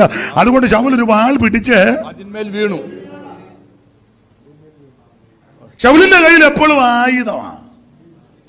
അത് നല്ല കാര്യത്തിനല്ല, അഭിഷിക്തനെ കുത്താൻ. ഒടുവിലെ ആയുധം പള്ളയിലോട്ടങ്ങ് കയറ്റി. തീർന്നു. വാളെടുക്കുന്നവൻ വാളാലെ. പക്ഷെ ദാവീദ് കിന്നരം വായിച്ചു. എന്റെ ഭാഷ പറഞ്ഞ ശൗല് വൈരാഗ്യത്തോടും പാകയോടും വിദ്വേഷത്തോടും കൂടൊക്കെയാ ഇരിക്കുന്നതേ. സഭയ്ക്കകത്ത് വന്ന് അങ്ങനെ ഇരിക്കരുത് കേട്ടോ. ഒരു സഭയെ കൂടുന്ന ആൾക്കാര് ഒരു സഭയെന്നല്ല ഒരുത്തരോടും പകയോ വിദ്വേഷമോ പിണക്കമോ വൈരാഗ്യമോ ഒന്നും പാടില്ല. അതെല്ലാം വെച്ചോണ്ട് 21, 20, 7, 4, 3 ഒക്കെ ഇരുന്നാൽ ഒടുവിൽ അതിനകത്ത് കയറും. അകത്ത് കയറും. ദാവീദിന് പകയൊന്നുമില്ല. അതുകൊണ്ടല്ലേ പറഞ്ഞ് തൊട്ടു പോകരുത് അവനെ യഹോവയുടെ. അതുകൊണ്ട് ദൈവം ദാവീദിനോടൊരു ദൂത് പറഞ്ഞു. അത് പറഞ്ഞ് ഇന്ന് പകല് നമുക്ക് നിർത്താം, ബാക്കി വൈകിട്ട്. അപ്പം ഈ ക്ലോക്ക് ശരിയാന്നേ 1 മണിയാണ്. ഏനോ ഒന്നല്ലേ? എല്ലായിടത്തും ക്ലോക്ക് വെച്ചിരിക്കുക. നല്ല കാര്യം. ചിലയിടത്ത് ഞാൻ ആകെ ഒരു ക്ലോക്കേ ഉള്ളൂ, അത് ചിലപ്പോൾ തെറ്റുമായിരിക്കും. ഇവിടെ എല്ലായിടത്തും ക്ലോക്കാ. എല്ലാ വഴിയും. നല്ല കാര്യം. വൈകിട്ട് നമുക്ക് ഇച്ചിരി ഏറെ സമയം വചനം ധ്യാനിക്കാം. വൈകിട്ട് ഇന്നിപ്പോൾ ഇങ്ങനെ അങ്ങ് പോട്ടെ. വൈകിട്ട് വരികയല്ലോ. അപ്പൊ ശ്രദ്ധിക്കുക, ഇത് ആരാധിച്ച് കിന്നരം വായിച്ച് ദൈവത്തെ സ്തുതിച്ചവനോട് ദൈവം ഒരു ദൂത് പറഞ്ഞു. ആരാധിച്ചവനോടെ അവന് വേണ്ടി ദൈവം ശൗല് കുന്തമെടുത്തോണ്ടിരിക്കുക, ആയുധം. അതുകൊണ്ട് എന്തോ സംഭവിച്ചു? 3 പിള്ളേരും തന്റെ മുന്നിൽ വെട്ടേറ്റ് പെടഞ്ഞു മരിക്കുന്ന കാഴ്ച കണ്ടു. 3 പിള്ളേരും ഒരപ്പന്റെ മുമ്പിൽ കലാപുലി പോലുള്ള 3 എണ്ണം വെട്ടുകൊണ്ട് ചാകുക. ഞെട്ടിപ്പോയി. പക്ഷെ കിന്നരം വായിച്ച് ആരാധിച്ച് ദൈവത്തെ സ്തുതിച്ച ദാവീദിന് വേണ്ടി ദൈവം ചെയ്തതോ? പെട്ടെന്ന് വായിച്ച തിമോത്തിച്ച ശമൂവേലിന്റെ 2-ാം പുസ്തകം 6:14 ഒന്നുകൂടെ വായിച്ച, അത് വായിച്ചേച്ച് അങ്ങോട്ട് പോകാം. ആരാധിച്ച ദാവീദ് 6:14. ദാവീദ് പഞ്ഞുനൂൽ അങ്കി ധരിച്ചുകൊണ്ട് പൂർണ്ണ ശക്തിയോടെ യഹോവയുടെ മുമ്പാകെ നൃത്തം ചെയ്തു. അപ്പോൾ രാജാവാ, പക്ഷെ പൊസിഷൻ കിട്ടിയെന്നും പറഞ്ഞ് അനങ്ങാതിരിക്കുകയല്ല, പൂർണ്ണ ശക്തിയോട്. നിങ്ങൾ ചിന്തിച്ചാൽ ചിലരൊക്കെ ചില പൊസിഷൻ കൊടുത്ത് അതുവരെ നന്നായിട്ട് കൈയടിച്ച് പാടി ആരാധിച്ചവനാ. പൊസിഷൻ കിട്ടിക്കഴിഞ്ഞാൽ പിന്നെ കസയിൽ നിന്ന് പിന്നെ കണ്ടമാനം അന്തരീക്ഷം വരുമ്പോൾ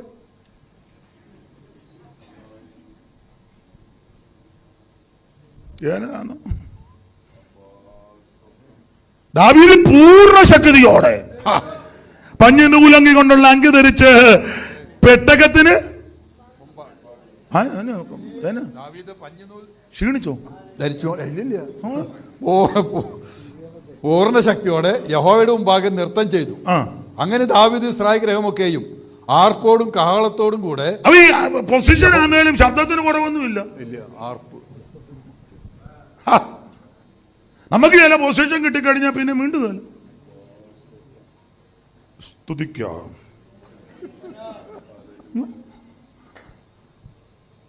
ഇതുങ്ങളെല്ലാം കടന്ന് കായം ചെയ്യാൻ തുള്ളുക. പുള്ളി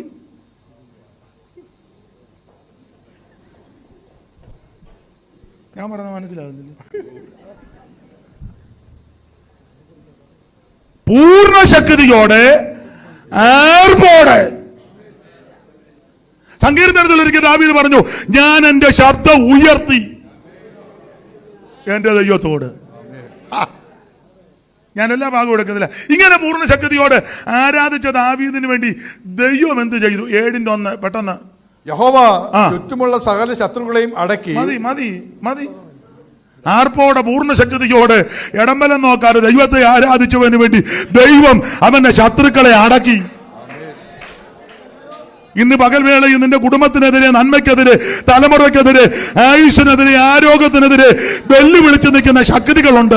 നീ പൂർണ്ണ ശക്തിയോടെ, പൂർണ്ണബലത്തോടെ, പൂർണ്ണയാത്മാവിൽ അവൻ ശബ്ദമുയർത്തി ദൈവത്തെ ആരാധിക്കുമ്പോൾ ആ ശത്രുവിനെ ദൈവം അടക്കും. Hallelujah, hallelujah. ഇതിനെ ദൈവം അടക്കും, അതിനെ ദൈവം അടക്കും. പൂർണ്ണ ശക്തിയോടെ.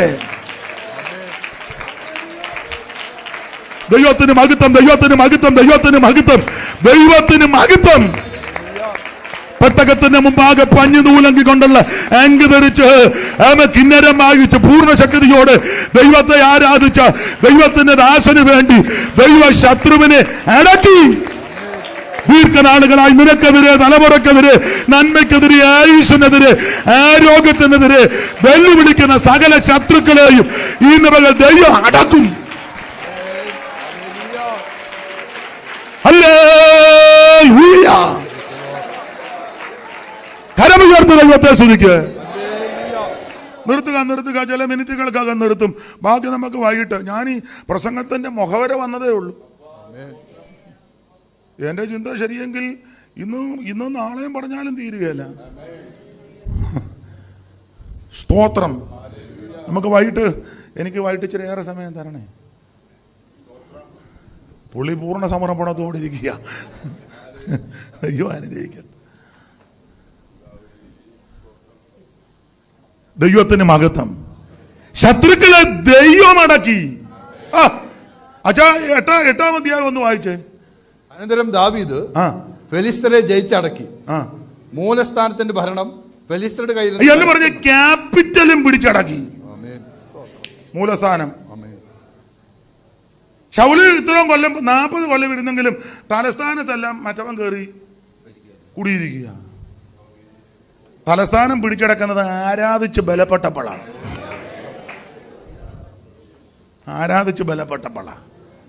മൂലസ്ഥാനം പിടിച്ചടക്കി. അവൻ മോവാബിലെയും മതി അടുത്തൊക്കെ വായിച്ചാൽ ഞാനങ്ങ് നിന്ന് പ്രസംഗിക്കും. പിന്നെ നമ്മൾ രണ്ടും കാണും. അച്ഛൻ വായിക്കാനും കാണും, ഞാൻ പറയാനും കാണും. ഇവരെല്ലാം പോവുകയും ചെയ്യും. ദൈവത്തിന് മഹത്വം. അപ്പൊ ശ്രദ്ധിക്കുക, കുന്തമെടുത്തവൻ കുന്തത്തിൽ കയറി പിള്ളേര് 3 വെട്ടേറ്റ് പടഞ്ഞു മരിച്ച കാഴ്ച കണ്ട് കുടുംബം കുളം തോണ്ടി. എന്നാൽ കിന്നരമെടുത്ത് ദൈവത്തെ ആരാധിച്ചവനോട് ദൈവം പറയുക, 1 നിന്റെ ശത്രുവിനെ ഞാൻ അടക്കും, 2 നഷ്ടപ്പെട്ടതെല്ലാം ഞാൻ തിരിച്ചു തരും. മാത്രമാണോ? അതുകൂടെ വായിച്ചങ്ങ് നിർത്താം. ഒത്തിരി ഉണ്ട്, എന്നാലും ഒരു വാക്യം വായിച്ചാൽ മതി. ആരാധിച്ച് പൂർണ്ണശക്തിയോടെ ദൈവത്തെ സ്തുതിച്ച ദാവീദിനോട് ദൈവം പറഞ്ഞൊരു കാര്യം. 89 സങ്കീർത്തനത്തിന്റെ 29 വായിച്ചേ. 89, 29 ആദ്യം വായിക്കണം.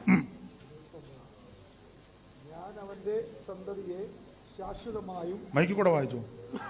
ആ മൈക്ക് ഇങ്ങോട്ടൊന്ന് കൊടുക്കാം. അത് അവിടെ തന്നെ വെച്ചുകൊണ്ടിരിക്കാം.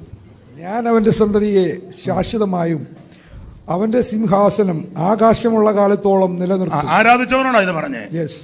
ഞാൻ അവന്റെ സന്തതിയെ ശാശ്വതമായും അവന്റെ സിംഹാസനത്തെ ആകാശമുള്ള കാലത്തോളം നിലനിർത്തും. ആരാധിച്ചവനോടാ ഇത് പറഞ്ഞ്. കിന്നരം വായിച്ചവനോടാ ഇത് പറഞ്ഞേ. എന്റെ ഭാഷയിലെ പണ്ടൊരാൾ പറഞ്ഞ പോലെ കിന്നാരം വായിച്ചവൻ കുഴഞ്ഞു, കിന്നരം വായിച്ചവനെ ദൈവം ഉയർത്തി. സഭയ്ക്കകത്ത് കിന്നരമേ വായിക്കാവുള്ളൂ. കിന്നാരം സ്തോത്രം സ്തോത്രം. ഒരു വാക്യം കൂടെ വായിച്ചു. അത് തിമോത്തിച്ചാൻ വായിക്കും. പുള്ളി ആഗ്രഹത്തോടെ വായിക്കാനിരുന്നത്. വായിച്ചു. 89:35 പുള്ളി വായിച്ചോട്ടെന്നോ? വായിച്ചു. ഞാൻ ഒരിക്കൽ എന്റെ വിശുദ്ധിയെ കൊണ്ട് സത്യം ചെയ്തിരിക്കുന്നു. അടുത്തോടെ വായിരു. ദാവീദിനോട് ഞാൻ വ്യാജം പറയുകയില്ല. പോസ്റ്റ് പറയത്തില്ല. ഇതിനകത്ത് വ്യാജം പുതിയ കുഴപ്പമില്ല. ശരിയല്ലേ? വ്യാജം ശരിയല്ലേ? പോസ്റ്റും ശരിയല്ല.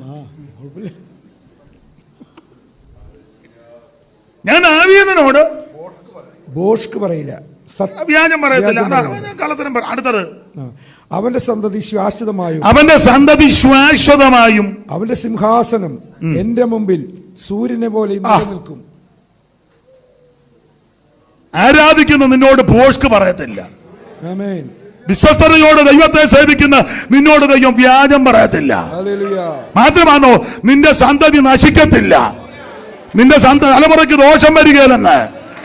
ആകാശമുള്ള കാലത്തോളം, ആകാശമുള്ള കാലത്തോളം നിന്റെ തലമുറയെ ആദരിക്കുന്ന ഉയർത്തുന്ന ഒരു ദൈവമുണ്ട്. ഉടാറമനപടമന തിരുവികമലപടമന.